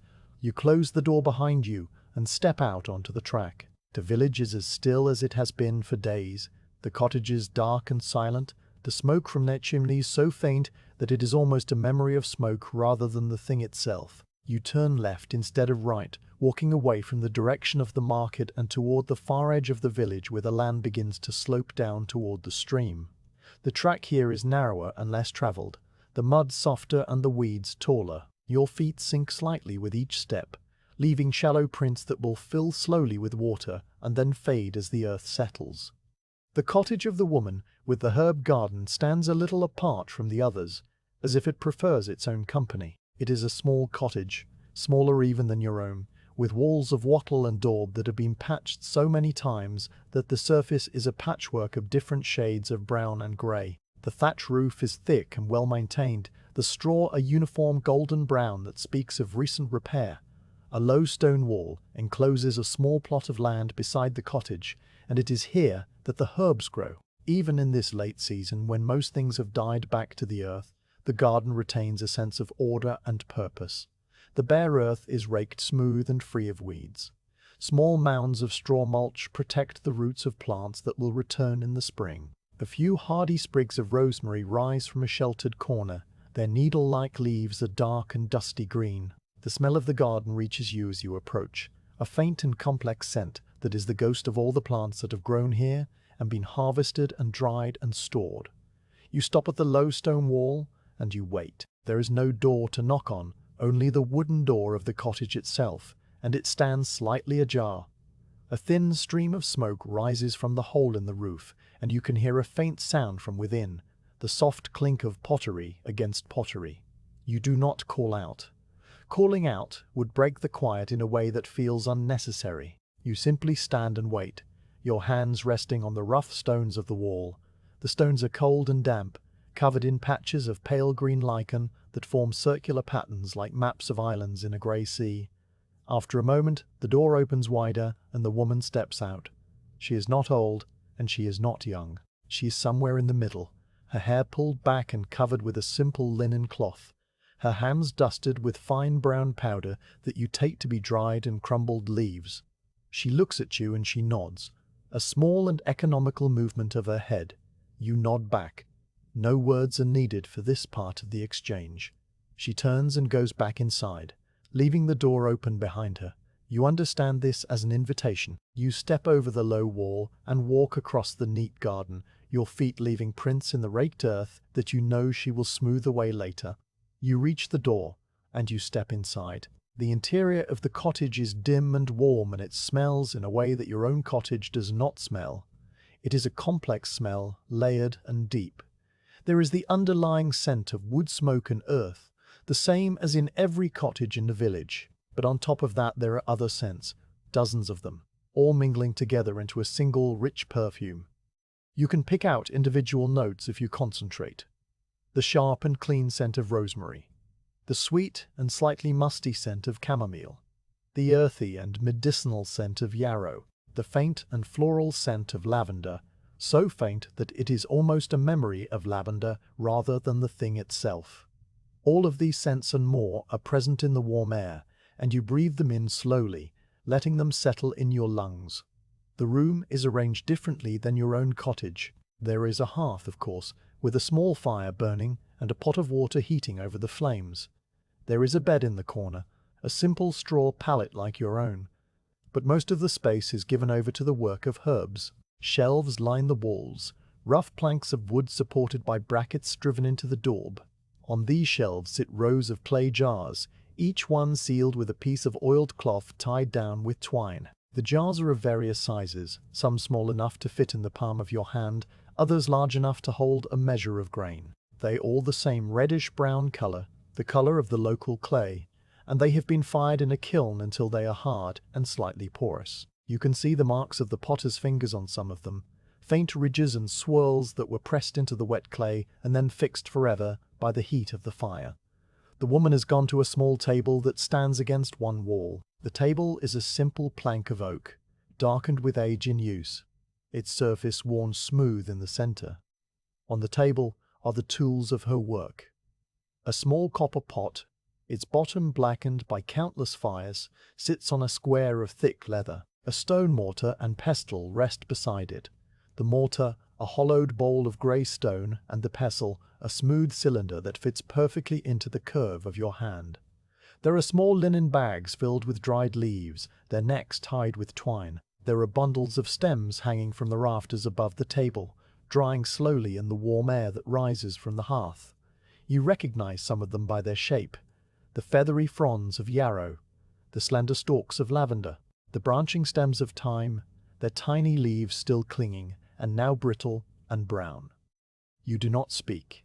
You have come for dried mint, and she knows this because you have come for dried mint before, at this same time of year, for as long as you can remember.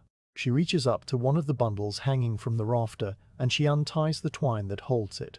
She takes down a small bunch of stems and she places it on the table. Then she reaches for one of the clay jars on the shelf, a medium-sized jar with a piece of cloth tied over its mouth.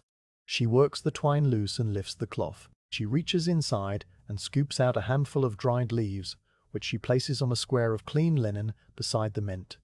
You step closer to the table and you look at the leaves. They are chamomile flowers, or what were once flowers. Now they are small and round and pale yellow, their petals dried to a papery thinness that trembles at the slightest touch. The scent of them rises up, sweet and aptly, the scent that speaks of summer meadows and warm sun on the skin. You watch as she folds the linen square around the chamomile and ties it with a piece of twine. She does this slowly and carefully, her fingers moving with the ease of long practice. She hands you the small bundle and you tuck it into the pouch at your belt. Then she picks up the bunch of mint. The leaves are a pale grayish-green, brittle and curled at the edges. She crushes one leaf between her fingers and holds it up for you to smell. The scent is sharp and cool, a familiar scent that fills your nose and makes you think of the stream on a hot day. You nod. She wraps the mint in another square of linen and ties it. You take it and add it to your pouch. The exchange is complete. You have brought nothing to trade, and she has asked for nothing. This is not unusual. The economy of the village in these quiet days has become something looser and more fluid, a matter of small gifts given and received over the course of months and years. You will bring her something another time. Perhaps a measure of your barley flour when you have ground enough to spare. Perhaps a piece of salted meat if you're able to obtain one. The debt is not a weight. It is a thread that connects you to her, a thin and invisible thread that is one of many such threads woven through the fabric of the village. You do not leave immediately. There is no reason to hurry. You stand by the table and you let your eyes wander over the shelves and the jars and the hanging bundles. The woman has returned to her work, which appears to involve the copper pot and a small pile of dried yarrow. You watch her. She picks up a few stems of the yarrow and she strips the leaves and flowers from the stalks with a quick and practiced motion of her thumb and forefinger. The dried plant matter falls into a small pile on the table. The bare stalks she sets aside in a bundle to be used later as kindling perhaps, or as rough twine for tying up other bundles. She picks up the copper pot and she pours a measure of water from a clay jug into it. She sets the pot on a flat stone at the edge of the hearth, not directly over the flames, but close enough to warm. Then she adds a pinch of the dried yarrow to the water. You watch the water in the pot. It is still and clear, and the bits of yarrow float on the surface, small and brown and slowly absorbing the moisture. After a time, very small bubbles begin to form on the bottom of the pot. They grow and then release, rising to the surface and popping with a sound so faint that it is almost not a sound at all. The water begins to color, taking on a pale greenish-brown tint. The scent of the yarrow rises with the steam, an earthy and slightly bitter scent that is not unpleasant. It is the scent of the woods in autumn, of fallen leaves and damp earth. You do not ask what the yarrow water is for. You know that yarrow is used for many things, for cleaning wounds, for reducing fever, for calming the stomach. The woman is not sick, as far as you can tell. She is simply making yarrow water, the same way you grind barley flour or mend a split rail. It is work, and work fills the hours. You watch the pot for a while longer. The bubbles continue to rise and pop. The color of the water deepens. The steam carries the scent of yarrow into the room, adding another layer to the complex perfume of the still room. The woman does not speak, and you do not speak. The silence between you is comfortable, a shared quiet that needs no filling. You think about the proper way to hang yarrow so it dries without molding. You have done it yourself in years past when you found a patch of yarrow growing at the edge of the common land. The trick is to hang it in a place where the air moves freely, but where the sun does not strike it directly. The sun will bleach the color from the flowers and reduce the potency of the oils.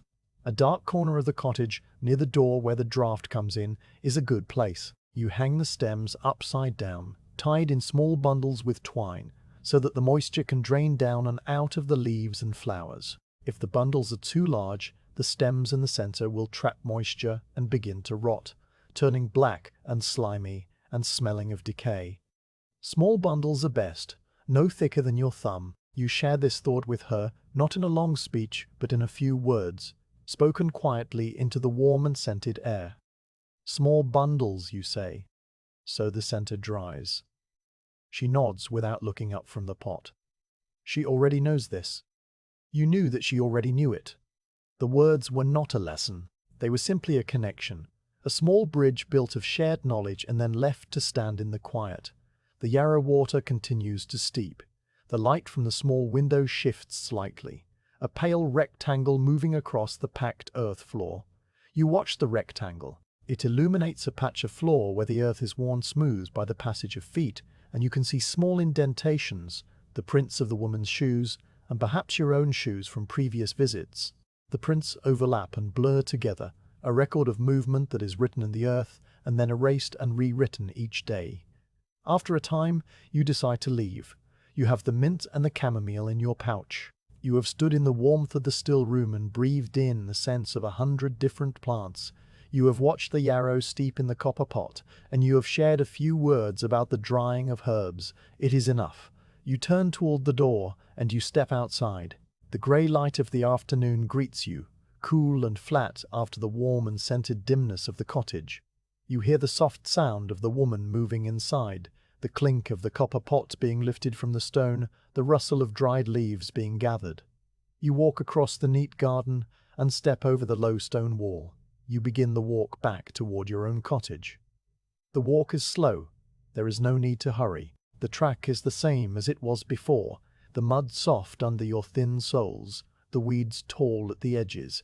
You pass by the other cottages, their doors closed, their windows dark. You do not look at them directly. You let your gaze drift instead to the stone wall that runs along one side of the track, marking the boundary of a small paddock, where a single cow used to graze. The cow is gone now. You do not know where it went.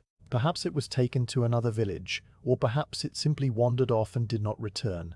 The paddock is empty, the grass long and brown and flattened by the rain. The stone wall is old, much older than the cottages, older than the village itself perhaps. It was built by people who lived here long ago, people whose names are forgotten and whose bones have long since turned to earth. The stones are of various sizes, some large and flat, some small and round, all of them gathered from the fields and the stream beds and fitted together without mortar. They are covered in lichen. You stop walking and you look at the lichen. It is a thing that you have seen 1,000 times and never really looked at. Now, in the grey light of this quiet afternoon, you give it your full attention. The lichen is a pale greenish grey, almost the colour of the sky, but with a hint of yellow. It grows in circular patches, some as small as your thumbnail, others as large as your spread hand. The edges of the patches are sharply defined, a clear line where the lichen stops and the bare stone begins. The surface of the lichen is not smooth, it is textured with tiny ridges and valleys, like the surface of a distant landscape seen from a great height. In the center of some of the larger patches, the lichen is thicker and darker, forming small mounds that look almost like hills. You reach out and touch one of the patches with the tip of your finger. The lichen is cool and dry, slightly rough, like very fine sandpaper. It clings tightly to the stone, and you would need a knife to scrape it away. You leave it where it is. You continue walking, stopping again a few paces further along the wall. Here the lichen is a different color, a pale orange that stands out against the gray of the stone and the green of the other lichen. The orange lichen grows in smaller patches, more scattered, like drops of paint that have fallen from a brush. You touch this one as well. It feels the same as the green lichen, cool and dry and slightly rough. You wonder what makes the difference in color. Perhaps it is the type of stone, or the amount of sun that falls on that part of the wall, or something in the air that you cannot see or smell. You do not know, and you will never know. The lichen does not care whether you understand it. It simply grows, slowly and steadily, year after year, spreading across the surface of the stone, at a pace that is too slow for you to perceive. A patch of lichen that is the size of your hand might be older than you are. It might have been growing on this wall when your father was a boy and when his father was a boy before him. The thought is a strange one, a small shift in perspective that makes you feel very small and very brief, against the slow and patient life of the lichen. You walk on. The track curves and you come to the place where the stream crosses the path. The stepping stones are still there, still covered in their thin film of green algae. The water flows around them with the same soft and constant sound. You cross carefully, feeling the slickness of the stones through your thin soles. On the other side, you stop and look back at the stream. The water is clear and brown, the color of strong tea. You can see the pebbles on the bottom, smooth and round, their colors muted by the water. A few fallen leaves drift past, carried by the current, turning slowly. One of the leaves catches on a stone and holds there for a moment, its edges fluttering in the flow, and then it breaks free and continues on its way. You watch it until it disappears around a bend, hidden by the overhanging branches of a bare alder tree. You walk the rest of the way back to your cottage without stopping.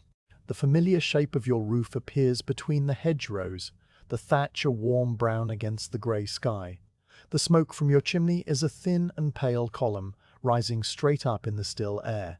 You push open the door and step inside.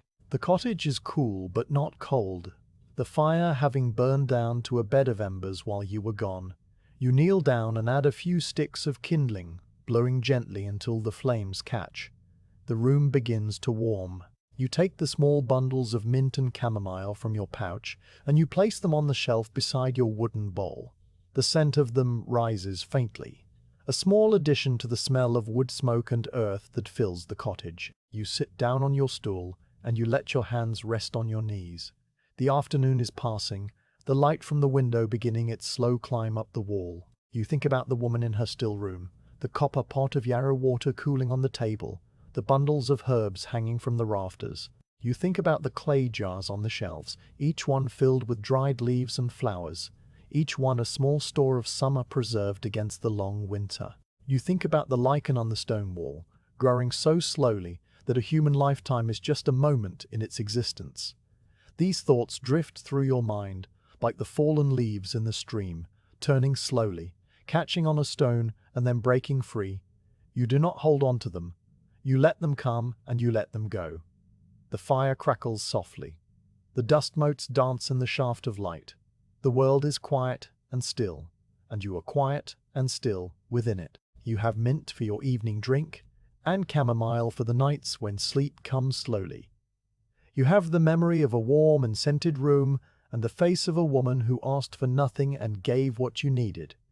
It is enough. It is more than enough. It is everything that this day was meant to hold. The field that lies beyond the common land, on the far side of the low stone wall with the lichen, is a field that you have known for your entire life. It is not a large field by the standards of the great estates that lie further south, but it is large enough for the needs of the village, a broad and open expanse of earth that slopes gently down toward the stream and then rises again on the other side. In a normal year, at this time when the autumn is deepening and the first true chill of winter can be felt in the mornings, this field would be a place of activity. The oxen would be yoked to the plough, their great heads lowered and their breath steaming in the cold air. The ploughman would walk behind them, one hand on the wooden handles, his eyes fixed on the line of the furrow. The iron ploughshare would cut through the earth, turning over the dark soil and burying the stubble of the last harvest, preparing the ground for the long sleep of winter so that the frost could break up the clogs and make the earth ready for the spring sowing. That is what would be happening in a normal year. This is not a normal year. You have known this for some time now, in the quiet and unspoken way that you know many things. The oxen remain in the byre, their stalls filled with the smell of their warm bodies and the sound of their slow and steady breathing. The plough sits under a rough lean-to at the edge of the field, its wooden beam and iron share waiting in the shadows. The ploughman has not come. You do not know if he is resting, like the miller and the blacksmith, or if he has simply decided that the ploughing can wait. The work is not being done, and the field waits in a state of suspension, caught between the harvest that is past and the planting that may or may not come. You find yourself walking toward this field on an afternoon when the grey sky has lightened just enough to suggest that the sun is somewhere behind the clouds, a faint and diffuse brightness that makes the world feel slightly less heavy. You have no purpose in going there. You are not a ploughman and you have no oxen to drive. You are simply a person who walks, and the field is a place to walk toward. The track that leads from the village to the field is a narrow path worn into the grass by the passage of feet and cartwheels over many years. The grass on either side of the path is long and brown, flattened by the rain and the wind, lying in tangled mats that look like uncombed hair. Your feet find the path without conscious thought, following the familiar route past the last of the cottages and through a gap in the hawthorn hedge where the branches have been cut back over many seasons to form a kind of gateway. You step through the gap and the field opens before you. It stretches away to the left and right, a broad expanse of brown and grey that fills your vision. The stubble from the last harvest covers the ground, the dry and brittle stalks of wheat or barley left standing after the scythe has passed. They are perhaps the height of your ankle, these stalks, and they are a pale golden brown where the weather has not yet turned them to grey. They stand in uneven rows, the remnants of the plants that grew here through the spring and summer, drawing sustenance from the earth and the rain and the sun until they were ready to be cut down and gathered into sheaves. Now they are just stubble, and they are slowly being flattened by the weight of the dew and the passage of time. You can see the places where the stalks have already bent and broken, lying flat against the earth in small patches that look like the bed of some large and invisible animal. You do not walk out into the field. You stay at its edge, where the grass of the common land gives way to the cultivated earth. There is a narrow strip of ground here that is neither one thing nor the other, a borderland where the weeds from the hedge mingle with the stray stalks of grain that fell from the sheaves during the harvest. You walk along this edge, your feet sinking slightly into the soft and unturned earth. The soil here is a dark brown, almost black in places where it is rich with the rotted remains of last year's crop. It is different from the packed earth of the track or the floor of your cottage. It is loose and friable, crumbling under your weight and leaving clear prints of your worn leather shoes. You stop and look back at the prints. They are shallow and precise, the outline of your sole pressed into the dark soil, the small hole in the right shoe visible as a missing patch in the print. The prints will not last. The next rain will soften them and blur their edges, and eventually they will disappear entirely, absorbed back into the undifferentiated surface of the field. You continue walking along the edge of the field. The line between the stubble and the grass is not perfectly straight. It curves and wavers, following the contours of the land and the ancient decisions of the people who first marked out this field from the surrounding wilderness. There are places where the plough has bitten deeper into the grass, creating small bays of cultivated earth that extend into the common land. There are other places where the grass has crept back, reclaiming a corner or a curve of the field with a slow and patient advance. The boundary is a living thing, shifting slightly from year to year, negotiated between the needs of the village and the persistence of the wild. You walk along this boundary, your eyes on the ground, noticing the small details that you would not see if you were walking faster or thinking of other things. The stubble itself is not uniform. Some of the stalks are thicker and taller, the remains of plants that grew in a particularly fertile patch of soil. Others are thin and sparse, struggling in a place where the earth is shallower or where a large stone lies just beneath the surface. You can see the lines of the old furrows, the ridges and valleys that were created by the plough in the previous spring. They run across the field in long and gentle curves, parallel to each other, like the ripples in the sand at the bottom of a stream. The ridges are slightly higher, the soil mounded up by the turning of the plough. The valleys are lower, where the ploughshare cut deepest into the earth. The stubble grows on both the ridges and the valleys, but it is thicker on the ridges where the soil is deeper and the roots had more room to spread. You can trace the path of a single furrow with your eyes, following it from the edge of the field all the way to the far hedgerow, a dark line against the paler brown of the stubble. The furrow is not as sharp as it was in the spring. The rain and the wind and the settling of the earth have softened its edges, blurring the distinction between ridge and valley. It is like looking at an old scar, a mark on the land that is fading with time, but will never disappear completely. You stop walking and you stand still at the edge of the field. The world around you is very quiet. The only sound is the faint rustle of the dry stubble as the breeze moves across the field. The sound is a soft and continuous whisper, a sound that is almost like the sound of the sea if you have ever heard the sea and can imagine it reduced to a fraction of its power.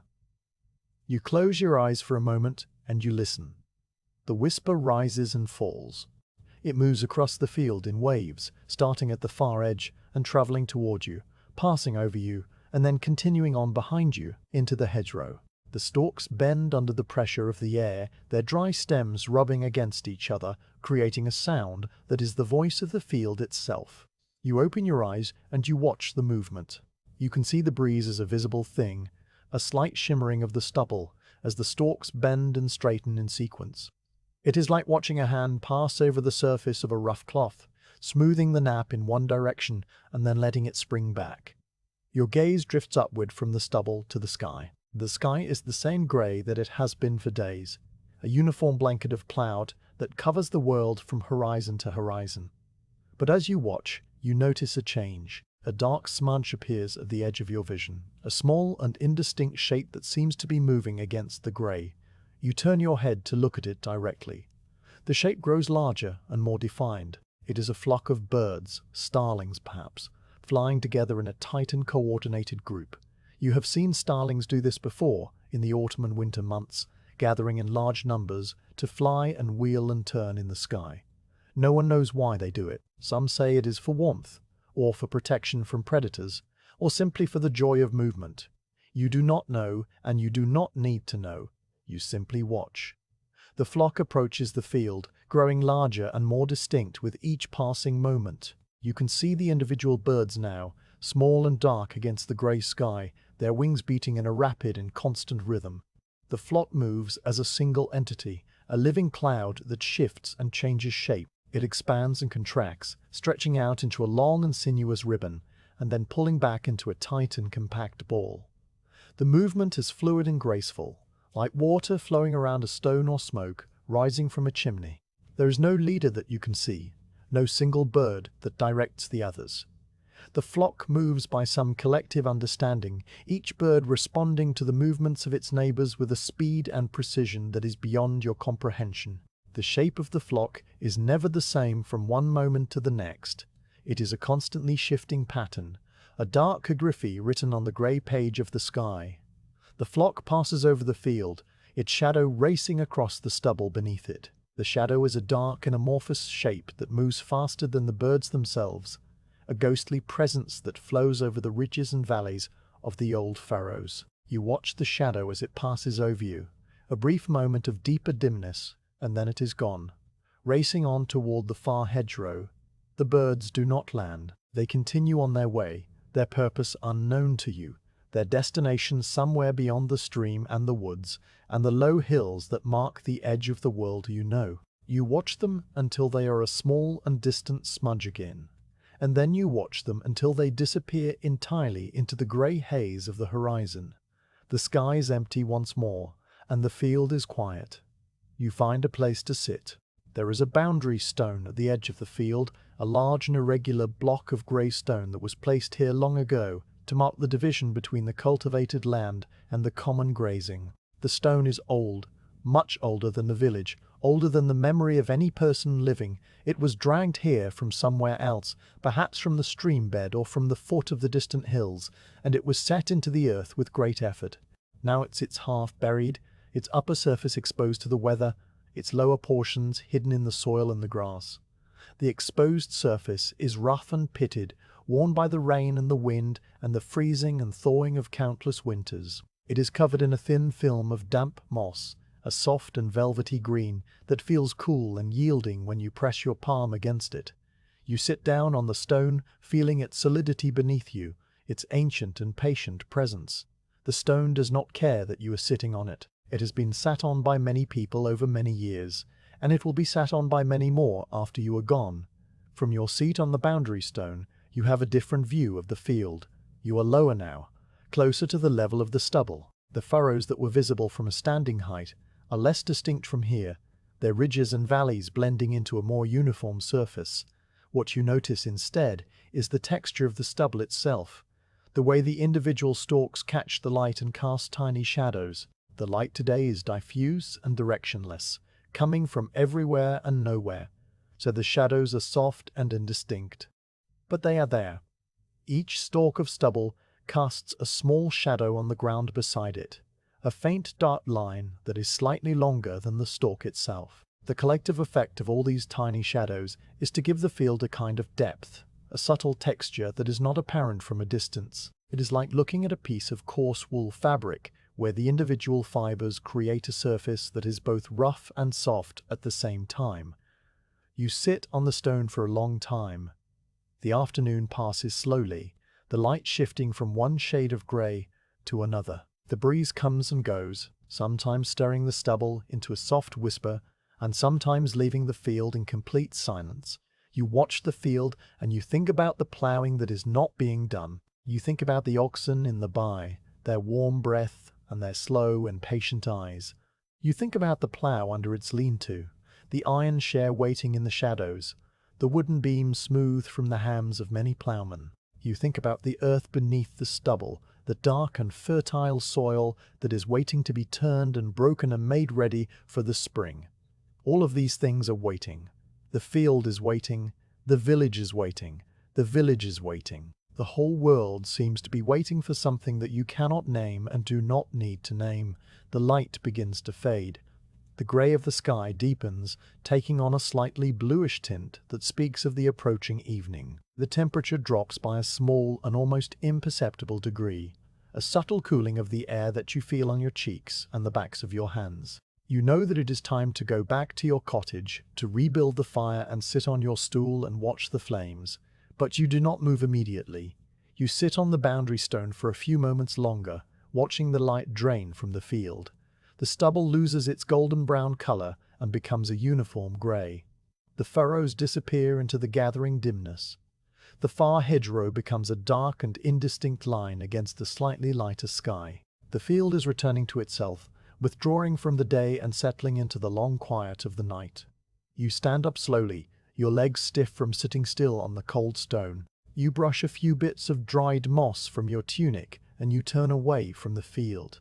You walk back along the edge, retracing your steps past the places where the stubble gives way to grass, and the grass gives way to the track. The gap in the hawthorn hedge is a dark opening in the darker mass of the hedge itself. You step through it, and you are back on the track, back within the loose boundaries of the village. The cottages are dark shapes against the sky, their roofs outlined in a faint and fading light. The smoke from the chimneys is invisible now, lost in the general darkness. There are no lights in any of the windows, no sign of life, except for the knowledge that people are inside, resting, waiting.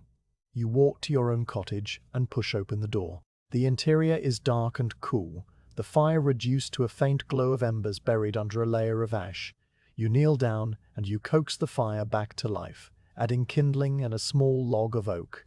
The flames catch and grow, filling the room with a warm and flickering light. You sit down on your stool, and you let the heat seep into your bones.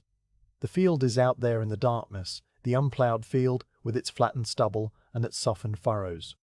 It will still be there in the morning, waiting, and you will still be here, waiting with it, in the slow and patient way that has become the rhythm of these days. The world has slowed to a pace that is almost geological, a pace measured not in hours or days, but in the turning of the seasons and the weathering of stone. You are a part of that pace now, a small and temporary part, moving through the quiet landscape with the same slow and steady rhythm as the lichen on the wall and the water in the stream and the stubble bending in the wind. You add another log to the fire, and you watch the flames. The night settles over the village, deep and dark and full of the silence of a world at rest. The tallow dip sits on the small shelf beside your wooden bowl, a stub of pale and greasy wax with a twisted linen wick protruding from its top. You have been saving this candle for a night when the darkness felt particularly deep, a night when the fire alone was not enough to push back the shadows that gather in the corners of the cottage. Tonight is such a night. The sky outside has been dark for hours, a deep and moonless dark that presses against the unshuttered window like a heavy blanket. The fire in the hearth burns low, a bed of orange embers that gives off warmth but very little light. The room is a landscape of dim shapes and soft edges. The chest a dark block against the wall, the rafters lost in the gloom overhead. The stool, a squat and patient presence beside the hearth. You reach out and take the candle from the shelf. The wax is cool and slightly greasy to the touch, with a texture that is both smooth and faintly granular. It smells of animal fat, a warm and slightly meaty scent that is not unpleasant but simply present, the smell of the rendered tallow from a sheep or a cow that was slaughtered many months ago. You carry the candle to the hearth and kneel down before the embers. The heat from the coals washes over your face in a gentle wave, a warmth that is dry and welcome after the chill of the evening air. You hold the candle close to the embers, not directly in the flame because there is no flame, only the soft and pulsing glow of the coals. You find a spot where a small orange spark still glimmers on the edge of a piece of charred wood. You touch the tip of the linen wick to this spark, and you wait. Nothing happens for a long moment. The wick is slightly damp from the moisture in the air, and it resists the heat. You hold it steady, your hand patient and still. Then a tiny curl of smoke rises from the tip of the wick, a thin and almost invisible thread that spirals upward and disappears. The smoke carries a sharper scent, the smell of burning linen, clean and slightly acrid. A small flame appears, no larger than a grain of barley, a tiny teardrop of yellow that wavers and flickers, and then steadies itself. You watch the flame grow, feeding on the melted tallow that the heat draws up through the fibers of the wick. It becomes a small and steady light, a single point of brightness in the dim room. You rise from the hearth and carry the candle to the small table that you have fashioned from a wide plank of oak set across two rough trestles. The table stands against the wall opposite the hearth, and it is where you eat your meals and mend your tools and do the small and quiet work of the evenings. You set the candle down carefully, making sure that it is stable on the uneven surface of the wood. The flame casts a small circle of light, a warm and golden pool that illuminates the immediate area around the candle and leaves everything else in deepening shadow. The circle of light is perhaps 2 feet across, its edges soft and blurred, a gentle transition from light to dark rather than a sharp line. Within the circle, you can see the grain of the oak plank, the dark lines and walls that trace the growth of the tree over many decades.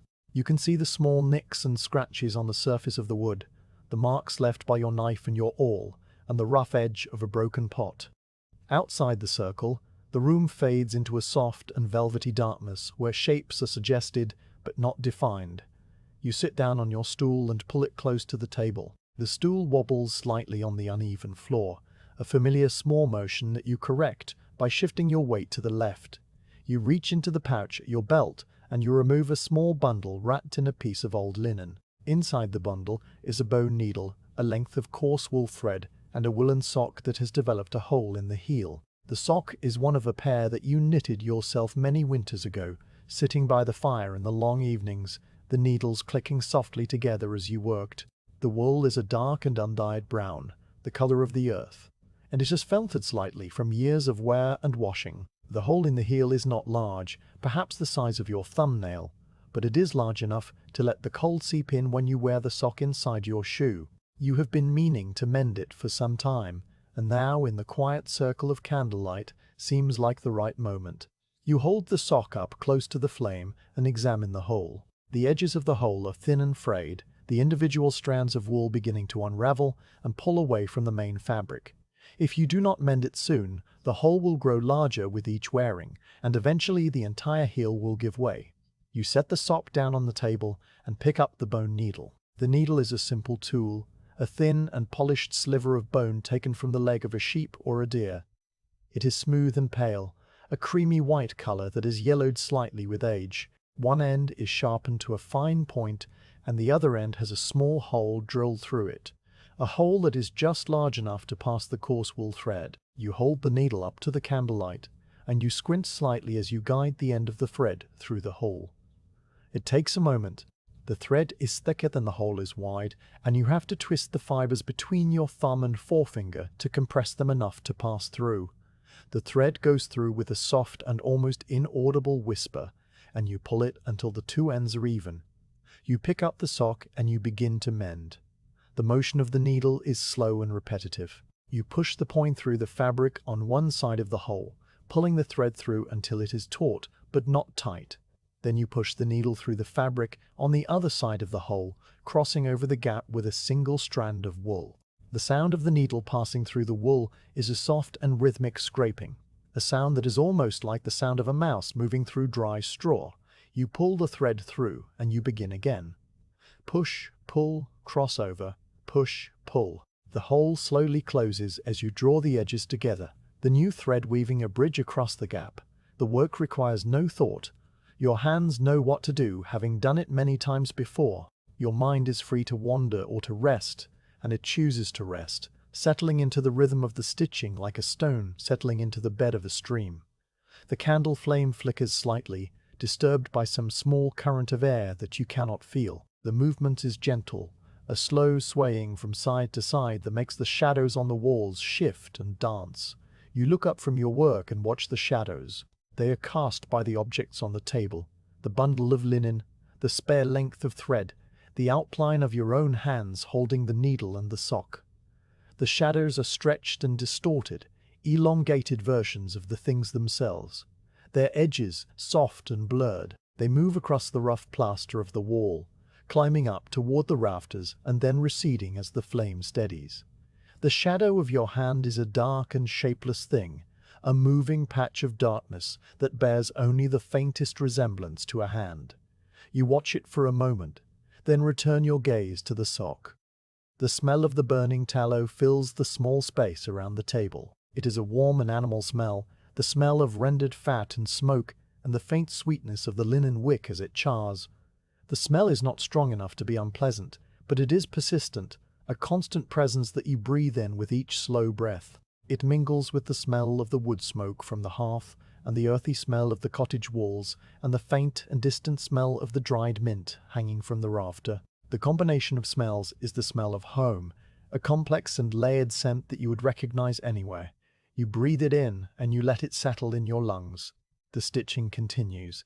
The hole in the heel of the sock grows smaller with each pass of the needle. You work your way around the edges, drawing the frayed strands together and anchoring them with the new thread. The mend will not be invisible. The new wool is slightly lighter in color than the old, having not yet been darkened by wear and dirt. It will stand out as a small patch of lighter brown against the darker fabric. But it will be strong, and it will keep the cold out, and that is what matters. You pull the thread through one final time and tie a small knot, a simple loop that you tighten with your teeth. You bite off the excess thread and tuck the end back into the fabric. The mend is complete. You turn the sock over in your hands, feeling the new patch with your fingertips. The wool is slightly rougher than the surrounding fabric, the new fibers not yet softened by wear. It will soften in time, blending into the rest of the sock until you cannot tell where the old wool ends and the new begins. You set the sock aside and pick up the other sock from the bundle. You examine it in the candlelight, turning it over and looking for signs of wear. The heel is thin but not yet holed. The toe is intact. The cuff is slightly stretched from being pulled on and off over the years. It will last for a while longer. You fold the two socks together and set them on the corner of the table. You will put them away in the chest tomorrow. For now, they can rest here in the circle of candlelight. You pick up the bone needle and the remaining length of thread. You wrap the thread around the needle in a loose coil and tuck both back into the linen bundle. You fold the linen carefully, making the edges meet and smoothing the fabric with your palm. You return the bundle to your belt pouch. The table is clear again, only the candle and its small circle of light remaining. You sit back on your stool and you look at the flame. The candle has burned down slightly since you lit it. The pool of melted tallow around the base of the wick has grown larger, a small and shimmering lake of liquid fat that reflects the flame in miniature. The wick itself is a dark and curling thing, its tip glowing orange and red where the fire consumes it. The flame is a teardrop shape, yellow at the top and pale blue at the base where the heat is most intense. It is a small and perfect thing, a tiny sun in the darkness of the cottage. You watch the flame for a long time. The movement of the fire is hypnotic, a slow and constant dance that never repeats itself. The flame sways and flickers, stretching upward and then contracting, splitting into two small tongues of fire and then merging back into one. The blue at the base pulses gently, a subtle shift in color that is almost too faint to see. The melted tallow hisses softly as it is drawn up into the wick, a sound that is so quiet it is almost the sound of silence itself. You lean forward slightly and you watch the flame more closely. The wick is burning unevenly, one side charring faster than the other. This will cause the flame to lean to one side, and eventually the wick will need to be trimmed. But not yet. For now, the flame burns steadily enough, and you are content to watch it. The shadows on the walls continue their slow dance. The shadow of the candle itself is a dark column that stretches up toward the rafters, widening as it goes. The shadow of your head and shoulders looms behind you, a large and shapeless mass that moves when you move. The rafters overhead are barely visible, their outlines suggested by the faintest glow of reflected light. The thatch above the rafters is completely lost in the darkness, a deep and velvety black that seems to absorb the light rather than reflect it. The cottage feels smaller in the candlelight, the walls drawn in closer, the ceiling lower. The darkness presses in from all sides, held back only by this small and fragile flame. You think about the tallow that fuels the candle. It came from a sheep that grazed on the common land, a sheep that you remember seeing many times. It was a ewe with a dark face and a patch of white wool on its forehead, a small and unremarkable animal that was part of the village flock. When it was slaughtered in the autumn, its fat was rendered in the large pot over a fire, heated slowly until the solid fat melted into a clear and golden liquid. The liquid was poured into a mold with a wick suspended in the center, and it was left to cool and harden into the candle that now burns before you. The sheep is gone, but its fat remains, transformed into light and warmth and the small comfort of a flame in the darkness. You think about this as you watch the candle burn, the slow consumption of the tallow, the steady and patient work of the flame. Nothing is wasted. The sheep gave its wool for your tunic and your socks, its meat for your sustenance, and its fat for your light. It is a complete and circular thing, a small life that has become a part of your own life, in ways that you cannot fully trace. The candle has burned down further. The pool of melted tallow is deeper now, and the wick is beginning to lean to one side. The flame is still steady, but you can see that it will not last much longer. The wick is growing longer as the tallow melts away, and a long wick makes a smoky and uneven flame. You should trim it. You reach into your belt pouch and remove a small iron knife, a simple tool with a wooden handle and a blade that has been worn thin by years of sharpening. You hold the blade in the flame for a moment to warm it. Then you carefully reach over and press the flat of the blade against the top of the wick. The charred tip breaks away and falls into the pool of melted tallow, where it floats for a moment and then sinks. The flame flickers wildly at the disturbance, shrinking down to a small blue dot and then flaring back up. It steadies itself, burning brighter and cleaner now that the excess wick has been removed. You wipe the soot from the blade with your thumb and return the knife to your pouch. You sit back and watch the renewed flame. The light is slightly brighter now, pushing the circle of illumination a little further out. You can see more of the table, more of the wall, more of the rafters overhead. The shadows are sharper, their edges more defined. You notice things that you did not notice before. A small crack in the daub of the wall, a dark line that runs from the floor to the height of your shoulder, a cobweb in the corner where the wall meets the rafter, its silk strands catching the light and shimmering like threads of silver. The grain of the wood in the table, the intricate pattern of lines and walls that you have looked at many times but never truly seen. The candlelight makes the familiar, strange, revealing details that are lost in the brighter light of day or the deeper darkness of the firelit evening. The candle continues to burn. The tallow melts slowly, the level of the liquid wax dropping by tiny increments. You can see the progress of the burning if you watch carefully. The flame consumes the tallow at a steady rate, and the pool of liquid around the wick grows larger while the solid wax above it shrinks. It is a slow and inevitable process, the transformation of solid into liquid, into gas, into light and heat. You are watching a small piece of the world change form, a small piece of the sheep's life being released back into the air. The smoke from the candle rises in a thin and almost invisible column, carrying the smell of burning tallow up toward the rafters where it mingles with the smoke from the hearth and eventually finds its way out through the hole in the roof. The smoke is the soul of the candle, the final and intangible remains of the sheep's fat, drifting up into the night sky and dispersing into the vast and empty darkness. Your eyes grow heavy as you watch the flame. The warmth of the cottage, the soft and rhythmic flicker of the light, the long day of quiet observation, all of these things combine to pull you towards sleep. You do not resist. You let your eyelids droop, and you let the flame blur into a soft and golden glow. The sound of the candle is very faint, a gentle sputtering that is almost like a whispered conversation. The sound of the embers in the hearth is a low and constant crackle.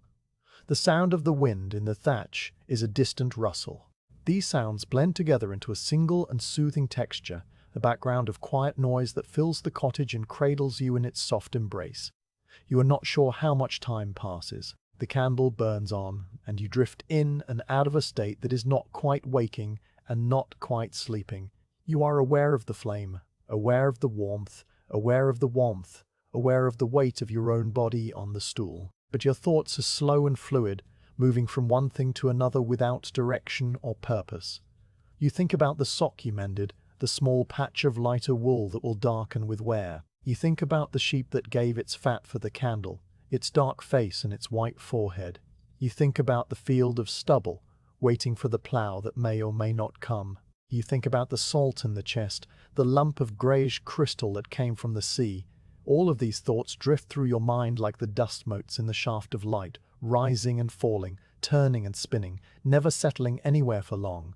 A small sound pulls you back to full awareness. It is a soft and liquid sound, a gentle hiss that is different from the usual sputter of the flame. You open your eyes and look at the candle. The wick has burned down to the very end, and the flame is now floating on a tiny island of charred linen in the center of the pool of melted tallow. The pool is shallow now, the solid wax almost entirely consumed. The flame is smaller than it was, a tiny and wavering teardrop of yellow and blue.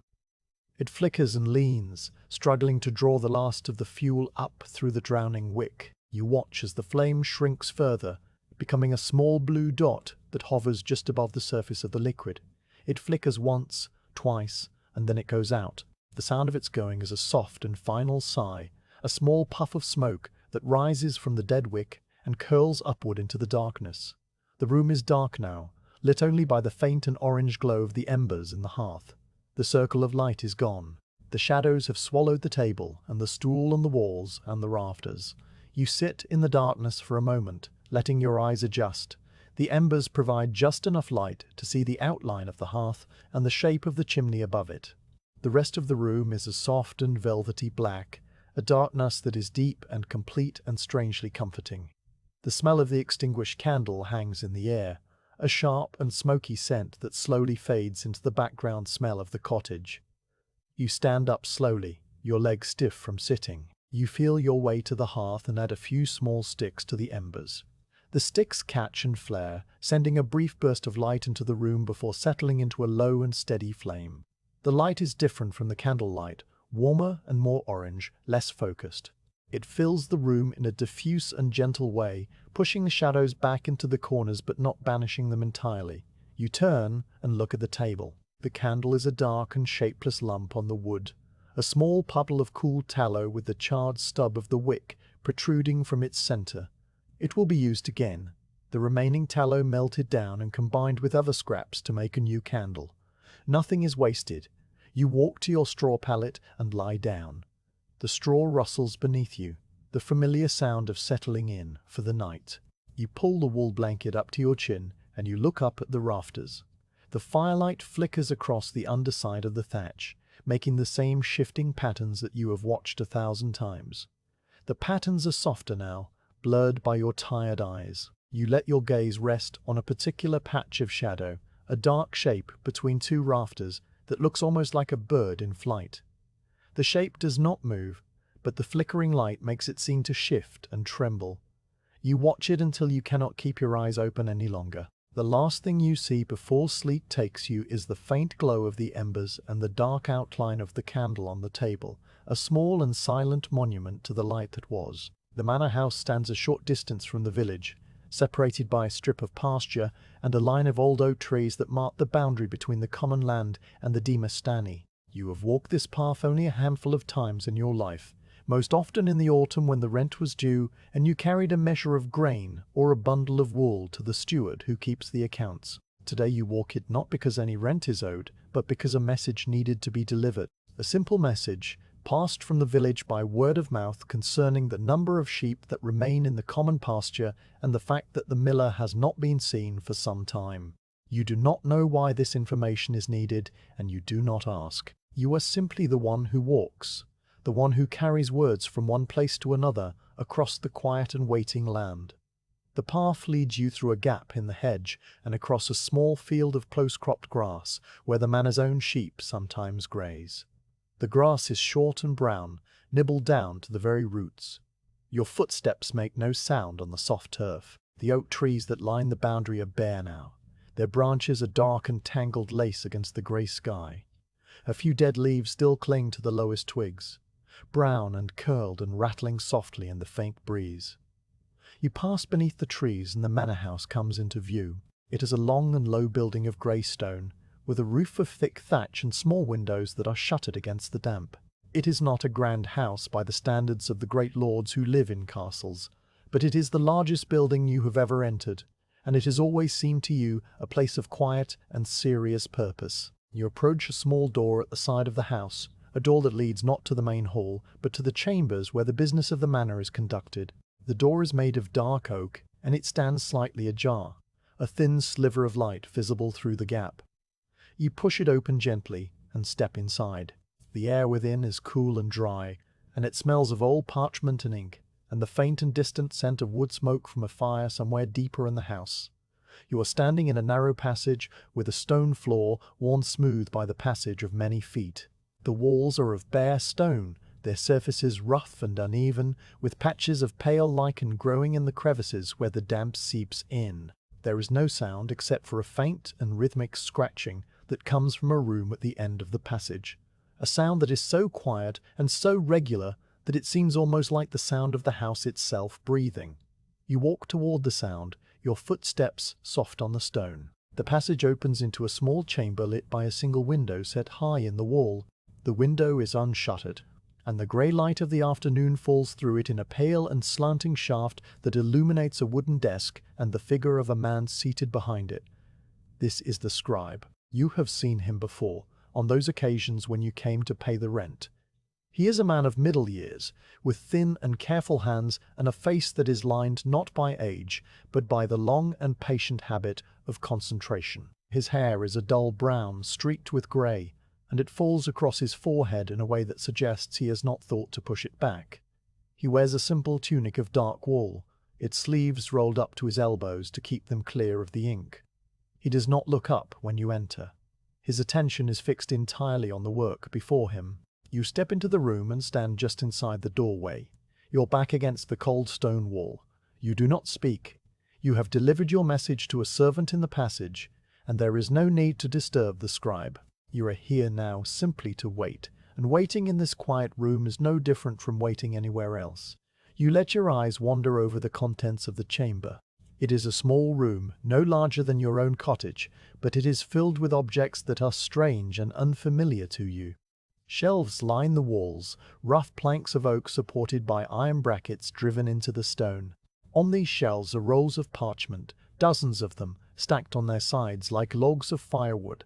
Some of the rolls are bound with linen tape, others are tied with leather thongs, and still others are simply rolled and left to rest against their neighbours. The parchment is a pale and creamy colour, the colour of old bone or the belly of a fish.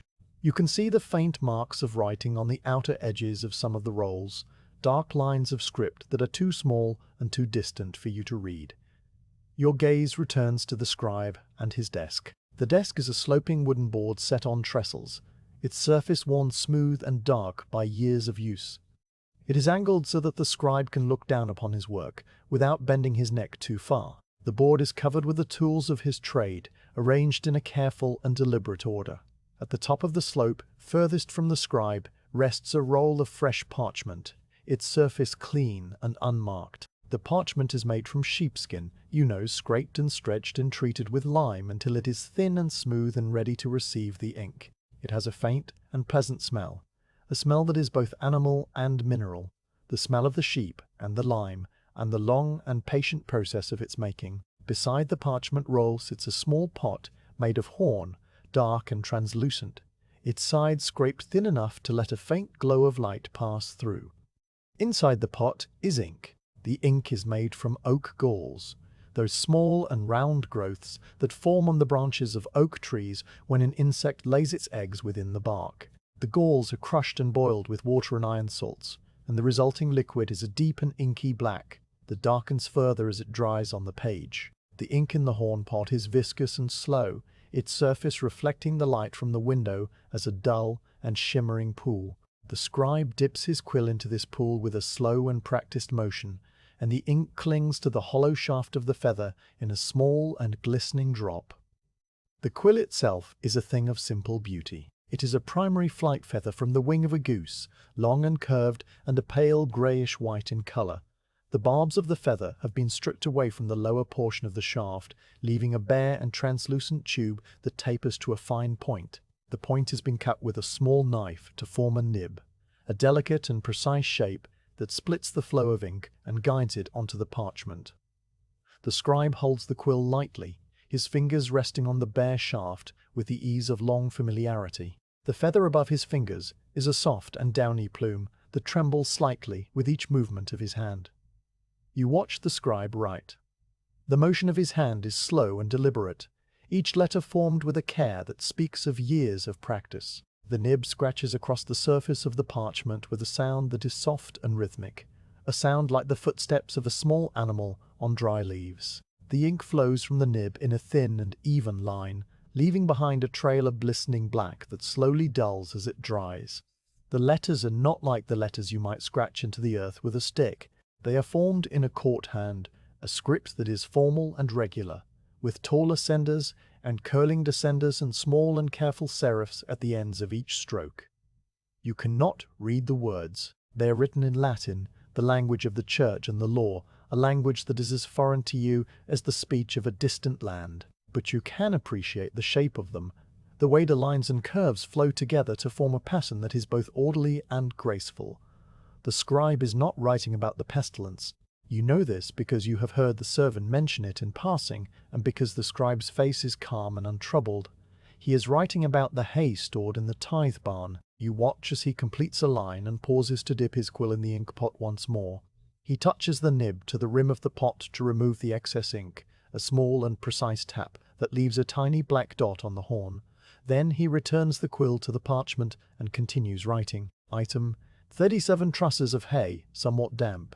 The words are not spoken aloud, but you can see them form beneath the nib, the dark letters appearing one after another on the pale surface of the page. The hay in the tithe barn is real hay, hay that was cut from the manor's meadows in the summer and stacked under the high roof of the barn to dry. It is somewhat damp now, because the autumn rains have seeped through a crack in the thatch and the moisture has settled into the outer layers of the stack. This is a fact. It is a small and unimportant fact, but it is a fact nonetheless. And the scribe records it with the same care that he would record the rent rolls or the manor court proceedings. The scratching of the quill continues. You let your eyes drift from the parchment to the scribe's hands. His fingers are thin and stained with ink, dark smudges that work their way into the creases of his skin and will not wash out.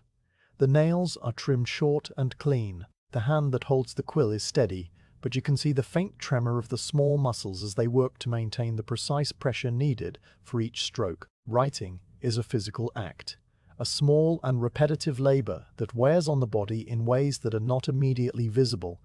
The scribe has been writing for many years, and his hand has learned to perform this labor with a minimum of effort and a maximum of grace. He pauses again and sets the quill down on a small rest made of a piece of folded leather.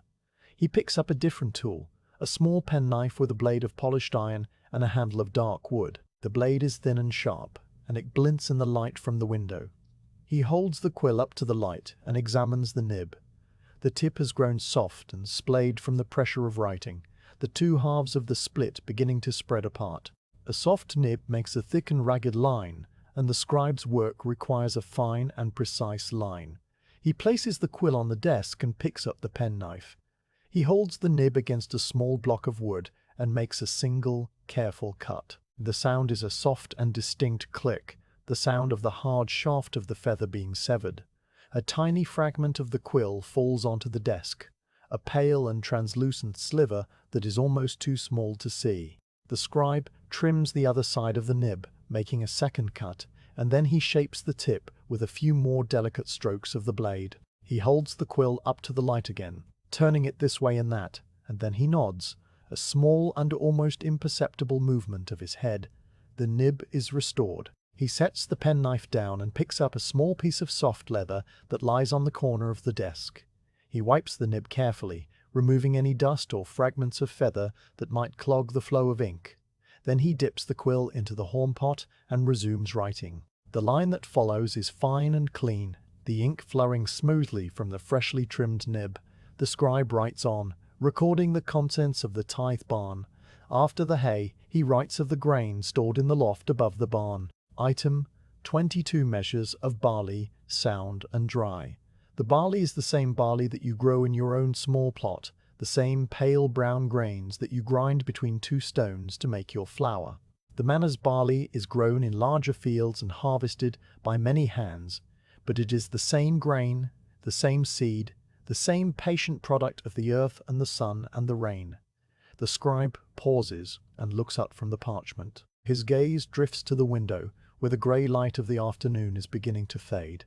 He watches the light for a moment, his eyes still and unfocused. Then he returns his attention to the parchment and writes a final line. Cloudy, no wind. The words are simple, a record of the weather on this particular day in this particular place. The scribe writes this line every day, a small and constant observation that anchors the accounts in the passing of time. The weather today is the same as the weather yesterday, and the same as the weather the day before. Cloudy, no wind. The words are a refrain, a quiet and repetitive note that runs through the pages of the manor's records like a thread of grey through a length of undyed wool. He sets the quill down on the leather rest and leans back in his chair. His hands come to rest on the edge of the desk, the ink-stained fingers curling slightly. He looks at the parchment before him, at the lines of dark script that cover its surface. The ink is still wet in places, glistening faintly in the fading light. He watches the ink dry. It is a slow process, the transition from liquid to solid, from glistening to matte. The edges of each letter dry first, forming a thin and darker border around the still wet center. Then the center dries, the gloss fading from the surface of the ink as the water evaporates into the cool and quiet air of the chamber. The scribe watches this happen, his eyes moving from letter to letter, tracing the progress of the drying. It is a small and patient observation, the kind of observation that fills the hours of a life devoted to small and patient work. You watch the scribe, watch the ink dry. The room is very quiet. The only sound is the faint and distant crackle of a fire somewhere deeper in the house, and the soft and rhythmic whisper of your own breathing. The light from the window continues to fade, the shaft of grey light shrinking and softening until it is little more than a pale glow on the stone wall.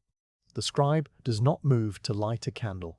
The day's work is done. The hay has been counted, the barley has been recorded, the weather has been noted. The parchment will be rolled and tied and placed on the shelf with the others, a small and enduring record of a day that was, in all outward respects, exactly like the day before. The scribe reaches out and picks up a small pot of fine sand that sits at the edge of the desk. He pours a thin stream of sand over the surface of the parchment, covering the lines of wet ink with a fine and gritty layer. The sand absorbs the last of the moisture and prevents the ink from smudging when the parchment is rolled. He waits a moment, letting the sand do its work, and then he tilts the parchment and pours the sand back into the pot. The sand falls in a soft and rustling cascade, leaving behind a clean and dry surface where the letters stand out sharp and clear. He examines the page one final time, his eyes moving slowly over the lines of script. Then he nods, the same small and almost imperceptible movement, and he sets the parchment aside on a clear space of the desk. He picks up the quill and the penknife and the horn pot of ink. He places them in their proper places, each tool returned to the spot where it belongs. The quill rests on the leather pad, the penknife beside it, the ink pot at the top of the slope. He wipes the nib of the quill with the soft leather one final time, removing any dried ink that might clog the flow on the morrow. Then he places the leather cloth over the ink pot to keep the dust from settling on the surface of the liquid. The desk is tidy now, the tools arranged in a careful and deliberate order, that speaks of a mind accustomed to precision and routine. The scribe stands up slowly, his joints stiff from sitting. He pushes his chair back onto the desk and turns toward the door. He sees you standing there against the wall, and he pauses. His eyes meet yours for a brief moment.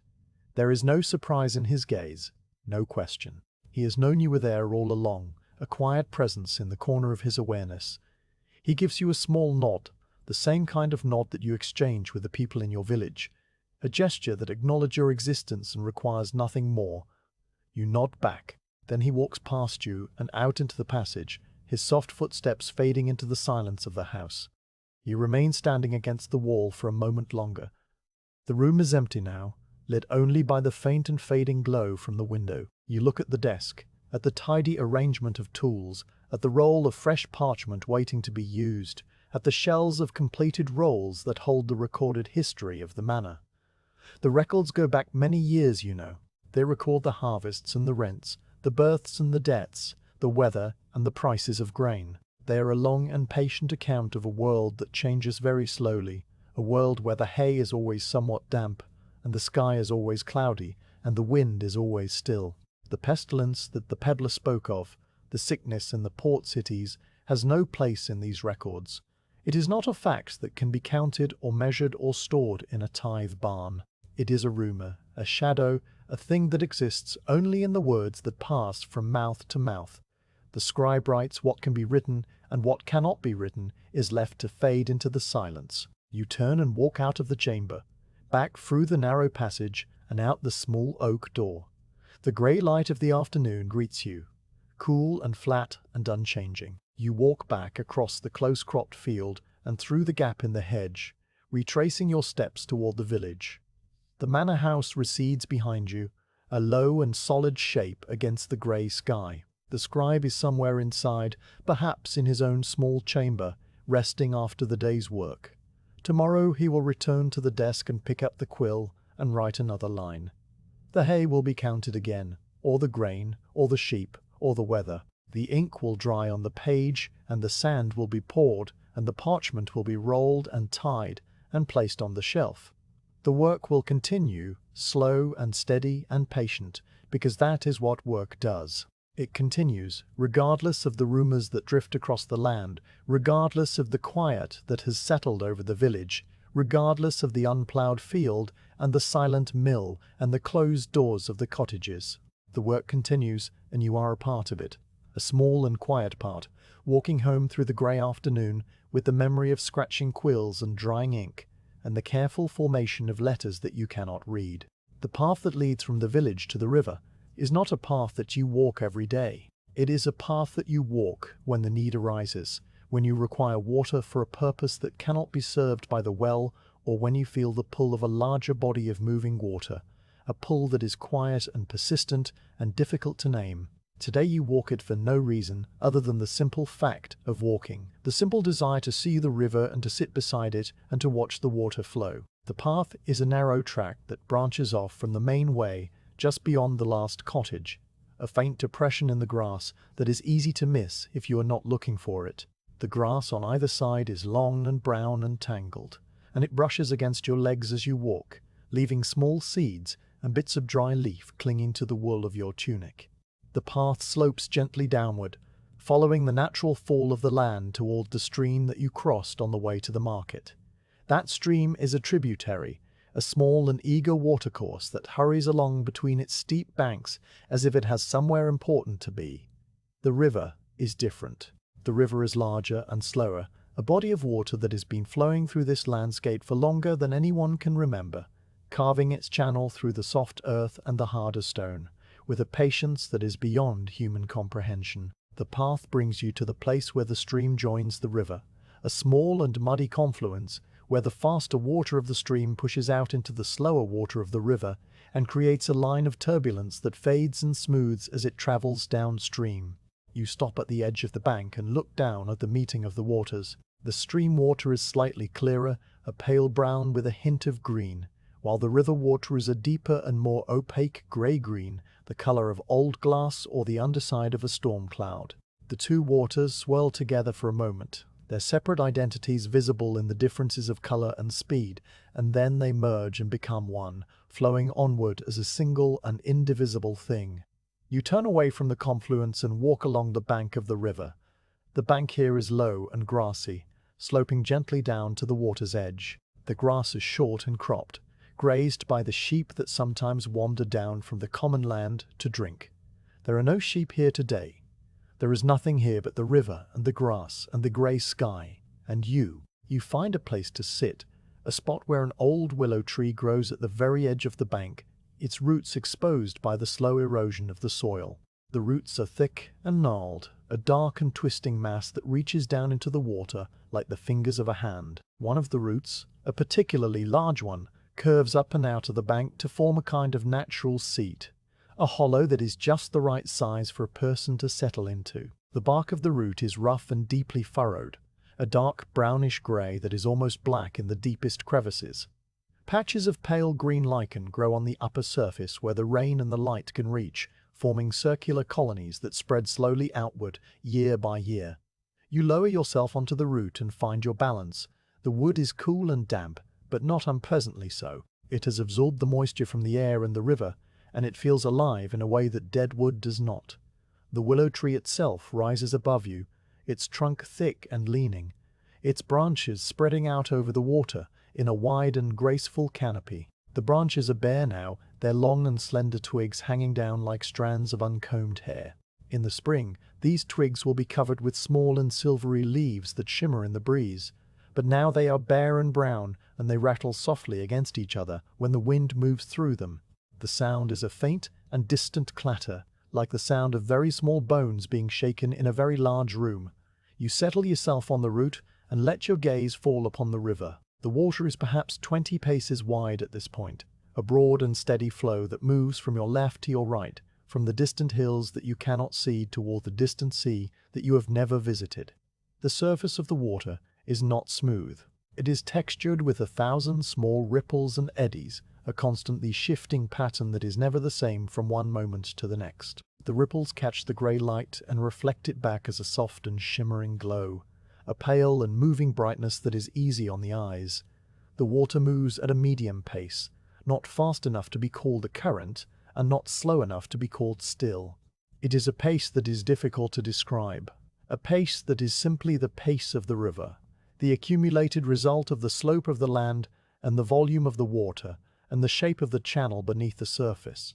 You watch the water flow. There is a particular patch of surface just downstream from where you sit, where a small and persistent eddy forms behind a half-submerged stone. The stone is a large and rounded boulder, a grey and featureless shape that breaks the smooth flow of the water and creates a small pocket of stillness behind it. The water upstream of the stone is smooth and unbroken, sliding over the submerged portion of the boulder with a faint and glassy hump. The water downstream of the stone is different. It swirls and turns back on itself, forming a small and circular current that traps whatever floats into it. You watch this eddy for a long time. A brown oak leaf drifts into it, carried by the main current, and it is caught by the circular motion. The leaf spins slowly, turning around and around, its edges curling up as it becomes waterlogged. It makes several complete revolutions, each one slightly slower than the last, and then it sinks beneath the surface and disappears into the grey-green depths. Another leaf takes its place, and then another, and the eddy continues its patient work of capturing and releasing, capturing and releasing. The sound of the river is a constant presence. It is not a single sound, but a complex and layered composition of many sounds that blend together into a whole. The dominant sound is a low and steady murmur, the sound of the water moving over and around the stones and the roots and the bends in the channel. Beneath this murmur, there is a softer and more liquid sound, the sound of the water lapping against the bank just below your feet. The lapping is a gentle and repetitive sound, a soft plop that repeats every few seconds as a small wavelet reaches the muddy shore and then retreats. The interval between the sounds is not perfectly regular. It varies slightly, depending on the shape of the wavelet and the angle of its approach and the exact contour of the bank at that particular spot. Sometimes two wavelets arrive close together, producing a double sound, a soft plop-plop, that is almost like a whispered word. Sometimes there is a longer pause, and you find yourself waiting for the next sound, listening for it, and then it comes and the waiting is over. There are other sounds as well. The rustle of the dry grass on the bank when a faint gust of wind passes over it. The distant call of a bird from somewhere upstream, a single and plaintive note that hangs in the air and then fades. The very faint and almost inaudible sound of the willow twigs rattling against each other high above your head. The sound of your own breathing, slow and steady, in and out, a rhythm that gradually synchronizes with the rhythm of the river. All of these sounds blend together into a single and soothing texture, a background of quiet noise that fills your ears and leaves no room for thought. Your eyes drift from the eddy to the surface of the river as a whole. The water is not a uniform color. It varies from a pale and silvery gray where it catches the light, to a deep and shadowed green where it flows over a deeper part of the channel. You can see the shape of the bottom in some places, a dark and indistinct form that suggests the presence of stones or submerged branches. In other places, the water is too deep or too turbid, and the bottom is lost in a soft and impenetrable gloom. The river's a living thing, you think, a thing that is constantly changing and yet always the same. The water that passes before you now is not the same water that passed a moment ago. It has flowed on, downstream toward the sea, and it will never return. But the river itself remains, a shape and a presence that endures beyond the passage of any individual drop of water. You watch a small and slender twig float past, carried by the current in the center of the channel. The twig is perhaps the length of your forearm, a straight and bare piece of willow or alder, with a few small buds still clinging to its tip. It floats with one end slightly raised, like the prow of a tiny boat, and it turns slowly as it moves, presenting first one side and then the other to your gaze. You follow its progress with your eyes, watching as it navigates the subtle currents and eddies that shape the surface of the river. It passes the half-submerged stone, avoiding the eddy by a narrow margin, and continues on its way. It drifts toward the far bank and then back toward the center, following a path that is determined by forces that you cannot see. You watch it until it disappears around a bend in the river, hidden by the overhanging branches of a bare alder tree that grows on the opposite bank. The twig is gone, on its way to the sea, and you will never see it again. You shift your weight slightly on the willow root, finding a more comfortable position. The bark presses against your back through the wool of your tunic, a firm and unyielding support. The air is cool, but not cold, and it carries the smell of the river. The smell is a complex thing, composed of many elements. There is the clean and slightly mineral smell of the water itself, a smell that is like the smell of rain on dry earth but fainter and more diffuse. There is the smell of the mud on the bank, a dark and earthy smell that speaks of decay and renewal. There is the smell of the wet stones, a cold and metallic smell that is almost like the smell of iron. There is the smell of the dead leaves that have fallen into the water and are slowly rotting, a sweet and slightly musty smell that mingles with the others. All of these smells are present in the air around you, and you breathe them in slowly, letting them settle in your lungs. You notice the minnows in the shallows near the bank. They are small and slender fish, no longer than your finger, with silver sides and dark backs that make them difficult to see against the gravel of the riverbed. They hang in the water, facing upstream, their tails making small and constant adjustments to hold their position against the gentle current. Their movements are quick and precise, a flick of the tail that sends them darting a few inches to one side or the other. They are feeding, you suppose, on the tiny and invisible creatures that drift in the water. Or perhaps they are simply waiting, existing in the cool and liquid world that is their home. You watch a group of them for a long time, a small and silent community that goes about its business without any regard for your presence. A floating leaf drifts over them, and they scatter, a sudden and coordinated burst of motion that sends silver flashes in all directions. Then they regroup, returning to their positions, facing upstream once more. The leaf drifts on, indifferent to the small drama it has caused. The light on the river begins to change. The grey of the sky has deepened slightly, taking on a faint and bluish tint that speaks of the approaching evening. The surface of the water reflects this change, the shimmering silver giving way to a darker and more muted grey. The shadows under the far bank grow longer and deeper, swallowing the details of the roots and the mud and the overhanging grass. The river is preparing for the night, settling into a slower and more somber mode of being. You watch this transition, the slow and gradual shift from the light of afternoon to the dimness of evening. It is a transition that happens every day, a transition that is as old as the river itself, and yet it never fails to hold your attention. You look down at the bank just below your feet.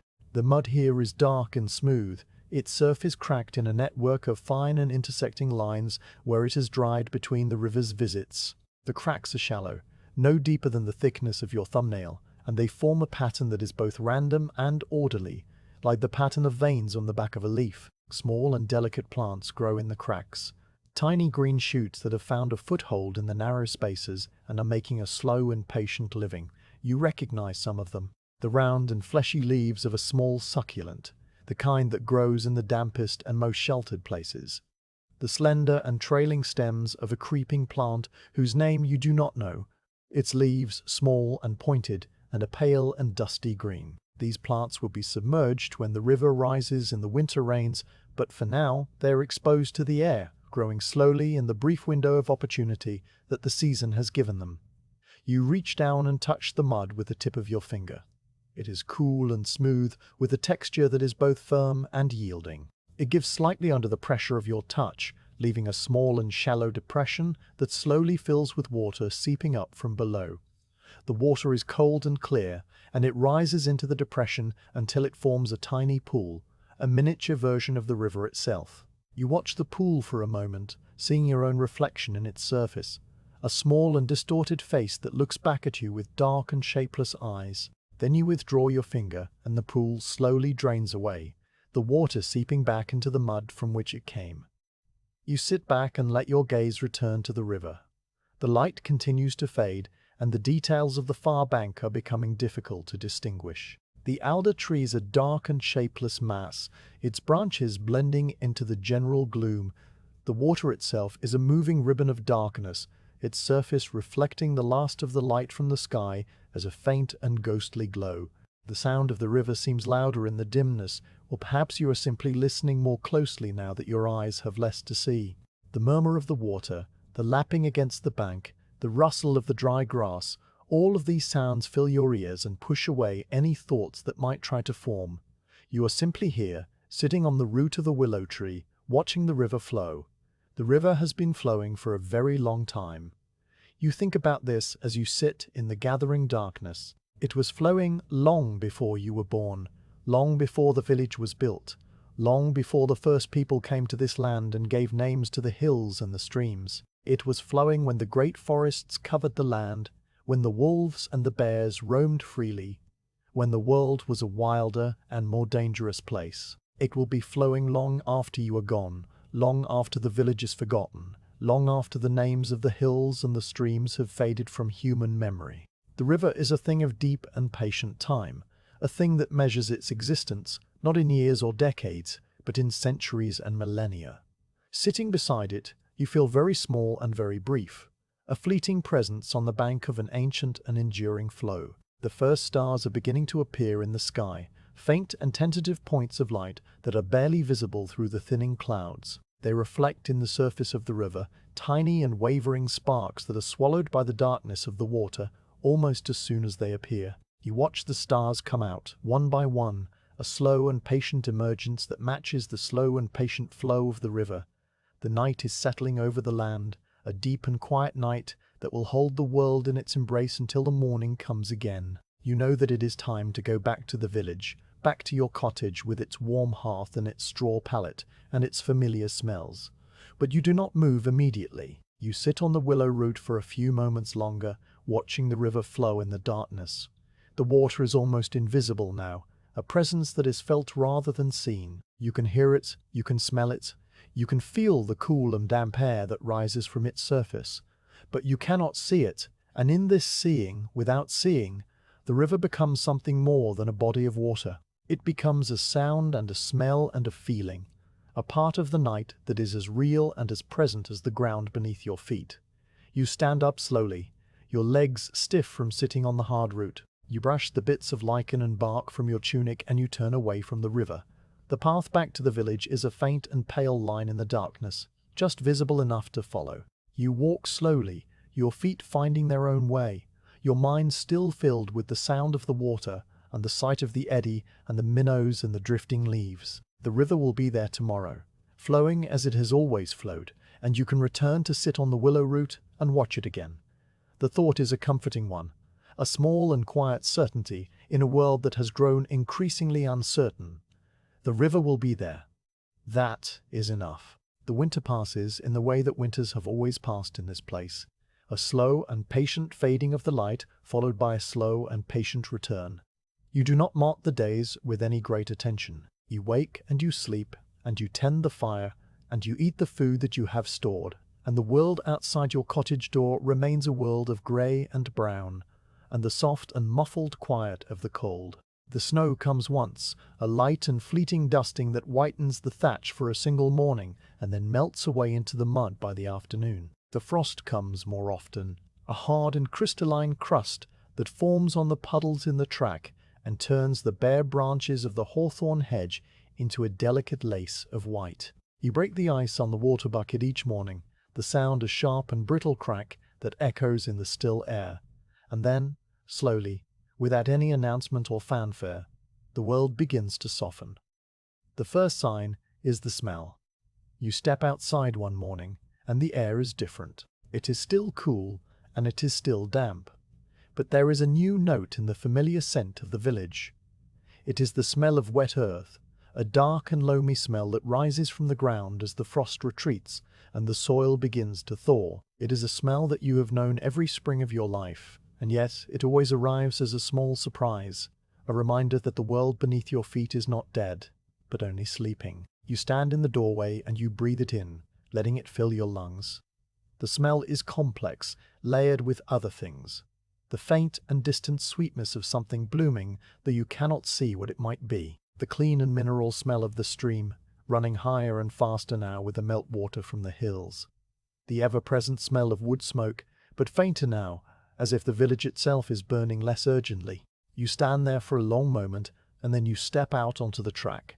The track is soft underfoot, the mud no longer frozen, but yielding and deep. Your shoes sink into it with each step, leaving prints that fill slowly with water. The puddles that were ice yesterday are now dark mirrors, reflecting the pale and watery light of the early spring sky. The sky itself is a lighter grey than it has been for months, a grey that has a hint of blue behind it, a promise of something clearer to come. You walk slowly through the village, and you notice the small changes that have occurred while you were not looking. The thatch on the roofs has a new quality to its colour, a warmer and more golden tone that catches the light in a way it did not during the deep of winter. The bare branches of the trees and hedges are no longer completely bare. If you look closely, you can see the tiny buds that have formed at the tips of the twigs, small and hard and tightly closed, but present nonetheless. They are a pale and almost luminous green, a colour that seems impossibly bright against the grey and brown of the surrounding world. You walk past the closed doors of the cottages. The smoke still rises from the chimneys, thin and pale, but there is a sense of something stirring behind those closed doors. You do not see anyone, but you feel a presence that was absent during the deepest and quietest weeks of the winter. The village is not dead. It has been waiting, just as the earth has been waiting, and now the waiting is beginning to end. You do not know this for certain. It is not a thing that can be known. It is a feeling, a subtle shift in the texture of the silence, a softening of the stillness that has held the world in its grip for so long. You walk past the last cottage, and you find yourself on the path that leads to the church. The church stands at the edge of the village, a small and sturdy building of grey stone with a square tower and a roof of thick slate. You have not been inside the church since the autumn, since before the bell stopped ringing and the priest closed his door and the world grew quiet. You do not know why you are walking toward it now. Perhaps it is simply the pull of the new season, the desire to see the place where the grass grows long and the flowers return. The churchyard is a place of endings, but it is also a place of beginnings, a place where the earth is turned and the seeds are planted, and the cycle continues in its slow and patient way. The wooden gate that leads into the churchyard is closed. It is a simple gate, made of 2 upright posts and 3 horizontal bars of dark and weathered oak. The wood is rough and splintered, and it has been darkened by the rain and the sun and the passage of many years. The iron hinges are rusted to a deep and orange brown, and they creak when you push the gate open. The sound is a low and mournful groan, a sound that speaks of age and disuse. You step through the gate and into the churchyard, and the first thing you notice is the grass. The grass has grown long. It is not the short and cropped turf that you remember from the summer, when the sheep were sometimes allowed to graze among the graves to keep the vegetation in check. This is a different kind of grass, a lush and untamed growth that reaches almost to your knees in some places. It is a vivid and vibrant green, a green that seems to glow with its own inner light in the pale morning sun. The blades are slender and soft, and they bend and sway in the gentle breeze, creating a moving and shimmering surface that is like the surface of a green sea. The grass has grown up around the headstones and the grave markers, obscuring their bases and softening their hard and angular shapes. The stones themselves rise from the green sea like small islands, their grey surfaces dark with moisture and covered in patches of pale lichen. You walk slowly through the grass, your feet sinking into the soft and yielding earth beneath. The ground is uneven, hummocked and hollowed by the settling of the graves over many years. You step carefully, avoiding the places where the grass is particularly lush and where the earth might be soft and newly turned.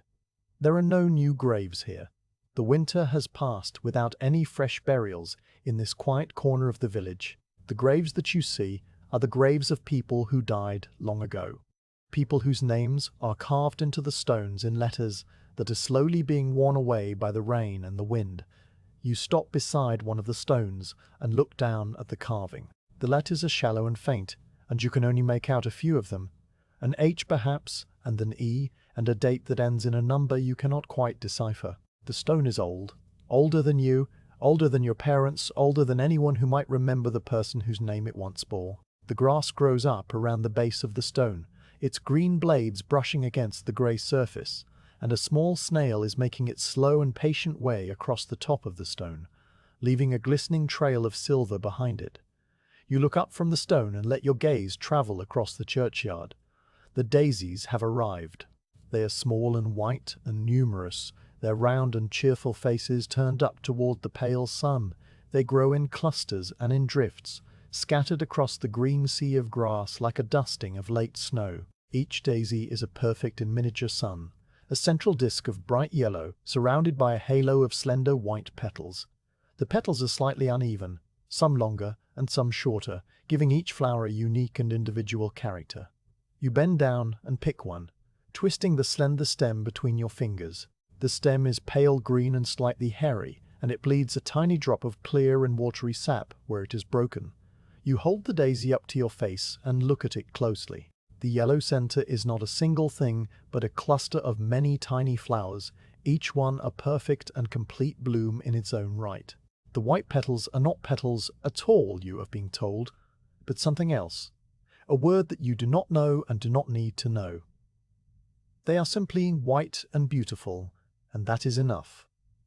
You let the daisy fall from your fingers, and you continue walking. The dandelions are here as well, their bright and golden heads rising above the grass on thick and hollow stems. The dandelions are bolder than the daisies, more assertive in their claim on the land. Their yellow is a deep and saturated gold, a color that seems to concentrate the pale light of the sun and reflect it back with added warmth. The leaves of the dandelions are dark green and deeply toothed, spreading out from the base of the plant in a flat and circular rosette. You have eaten dandelion leaves in the early spring, when the first tender greens appear and the stores of winter food are running low. They are bitter and sharp on the tongue, a taste that wakes the mouth from its long winter sleep. You do not pick any today. You simply look at them, at their golden heads and their dark leaves and their thick and hollow stems that ooze a white and sticky milk when they are broken. You walk toward the church itself. The building is a simple rectangle of grey stone, its walls thick and solid and its windows small and narrow. The stone is a local stone, quarried from a place not far from here, and it is a pale and slightly greenish-grey in colour. The surface of the stone is not smooth. It is rough and uneven, pitted and textured by the tools of the masons who shaped it and by the weather of the centuries that have passed since. The mortar between the stones is of pale and sandy colour, crumbling slightly in places where the rain has worked its way into the cracks and thawed and frozen again. The flint nodules that are set into the stonework catch your eye. They are dark and glassy, a deep and inky black that contrasts sharply with the pale grey of the surrounding stone. Some of the flints have been split open, revealing a smooth and curved inner surface that gleams like dark water. Others are whole, their rough and knobby exteriors protruding from the wall like the shells of strange and ancient creatures. You reach out and touch the stone at the church wall. It is cool and slightly damp, and it feels very old and very solid beneath your palm. You can feel the texture of the surface, the tiny pits and ridges and the smooth and glassy patches of the flint. The wall has been standing here for a very long time.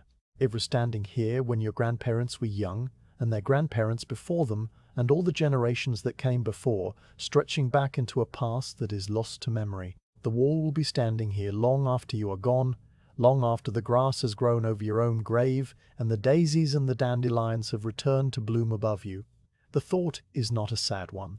It is simply a fact, a quiet and neutral observation about the nature of stone and the nature of flesh.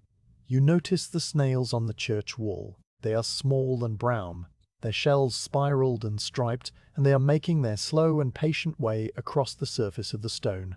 The morning sun has warmed the grey stone just enough to make them active, drawing them out from the crevices where they spent the cold and dark months of winter. They leave behind them a trail of silver, a glistening and ephemeral record of their passage that catches the light and then fades as the moisture evaporates. You watch one snail for a long time. It moves with a slowness that is almost imperceptible, its soft and muscular foot rippling in a wave that propels it forward by tiny increments. Its two upper tentacles wave gently in the air, tasting the world, searching for something that you cannot see or smell. It is heading toward a patch of pale green lichen that grows in a crevice between two stones, and you suppose that this is its destination, its meal, its purpose for this slow and patient journey. The sound of bird song fills the air around you. It is not a sudden or dramatic sound. It has been building slowly, a few tentative notes here and there, a single call and then a long silence. But now, as the morning progresses and the sun climbs a little higher behind the thinning clouds, the bird song has become a constant and textured presence. You listen to it without trying to identify the individual birds. There is a series of notes that repeats, a clear and liquid phrase that rises and falls and then rises again. There is a harsh and chattering call, a scolding sound that seems to come from the hedge at the edge of the churchyard. There is a soft and cooing note, a gentle and repetitive sound that is like a whispered reassurance. The birds are not singing for joy, not in the way that you might imagine joy. They are singing because it is spring, and because the light has returned, and because there is territory to claim and mates to attract, and nests to build. Their song is a form of work, a necessary and ancient labor that they perform with the same patient dedication that you bring to mending a fence or grinding grain. The sound of it fills the churchyard and blends with the rustle of the long grass and the soft sigh of the wind in the bare branches of the yew tree that stands in the corner. The yew tree is ancient. You do not know how old it is, but you know that it was old when the church was built, and that it will be old long after the church has crumbled back into the earth. Its trunk is vast and gnarled, a dark and reddish brown that is almost purple in the deepest crevices of the bark. The bark is rough and fibrous, peeling away in long and vertical strips that reveal a smoother and paler layer beneath. The branches spread out wide, forming a dense and shadowy canopy that is dark even in the brightest light of summer. The leaves are small and needle-like, a deep and glossy green that is almost black in the shade. They grow in flat sprays that overlap and interlock, creating a surface that is soft to the touch but impenetrable to the eye. Beneath the yew tree, the grass is sparse and pale, starved of light and moisture by the vast and greedy roots. A few pale and etiolated plants struggle to survive in the permanent twilight. Their leaves are sickly yellow-green. You stand beneath the yew tree for a moment, looking up into the dark and tangled branches. The air here is cooler and stiller, and it smells of earth and decay and the faint and resinous scent of the yew itself. You turn away from the yew tree and walk back toward the gate. The morning light has strengthened, and the churchyard is bathed in a pale and watery glow. The daisies and the dandelions are fully open now, their faces turned toward the sun. The grass shimmers and sways, and the snails continue their slow and patient journeys across the stones. The birdsong rises and falls, a constant and textured presence that fills the air. The world is waking up. It is waking up slowly and quietly, without any great drama or fanfare, but it is waking up nonetheless. The winter is over. The long and quiet season of waiting has passed, and the earth is beginning its slow and ancient work of renewal. You stop at the wooden gate and look back at the churchyard one more time. Your eyes move over the familiar shapes of the headstones and the ancient bulk of the yew tree and the solid and enduring presence of the church itself. And then your gaze falls upon a small and particular detail. Growing up through a crack in the wooden gate, right at the base where the lowest bar meets the upright post, is a single buttercup. The crack is narrow and dark, filled with the accumulated dust and debris of many seasons. But the buttercup has found a foothold there. Its stem is slender and pale green, rising a few inches above the dark wood. Its leaves are small and deeply lobed, a soft and velvety green. And at the top of the stem a single flower has opened. The petals are a bright and glossy yellow, a yellow that seems to concentrate all the light of the morning and hold it within their delicate and papery substance. The petals are arranged in a perfect and symmetrical cup, a shape that is both simple and profoundly beautiful. The center of the flower is a slightly deeper yellow, a small and intricate cluster of stamens and pistils that you cannot see clearly from where you stand. You kneel down in the long grass to look at the buttercup more closely. The petals are smooth and cool to the touch, and they reflect the light in a way that makes them seem to glow from within. A tiny drop of dew clings to the edge of one petal, a perfect and spherical bead of water that magnifies the yellow beneath it. The stem is slightly hairy, and it bends gracefully under the weight of the flower. The buttercup is a small and fragile thing, a thing that could be crushed by a careless foot or withered by a late frost. And yet it is here, growing in the crack of an old wooden gate, reaching up toward the pale spring sun. It is a small and quiet affirmation, a statement of presence and persistence that requires no words and no audience. It simply is. You stand up slowly, your knees damp from kneeling in the grass. You look at the buttercup for a long moment, and then you push the gate open and step out onto the path. The gate creaks on its rusted hinges, the same low and mournful groan, and then it swings shut behind you. The buttercup is on the other side now, hidden from view, but you know that it is there. It will continue to grow and to bloom and to turn its yellow face toward the sun. And when the time comes, it will set its seed and fade and return to the earth from which it came. And next spring, or the spring after that, new buttercups will grow in the same crack, and the cycle will continue. You walk back through the village, past the cottages with their closed doors and their thin plumes of smoke. The air is warmer now, and it carries the smell of wet earth and new leaves, and the faint and distant sweetness of the first blossoms.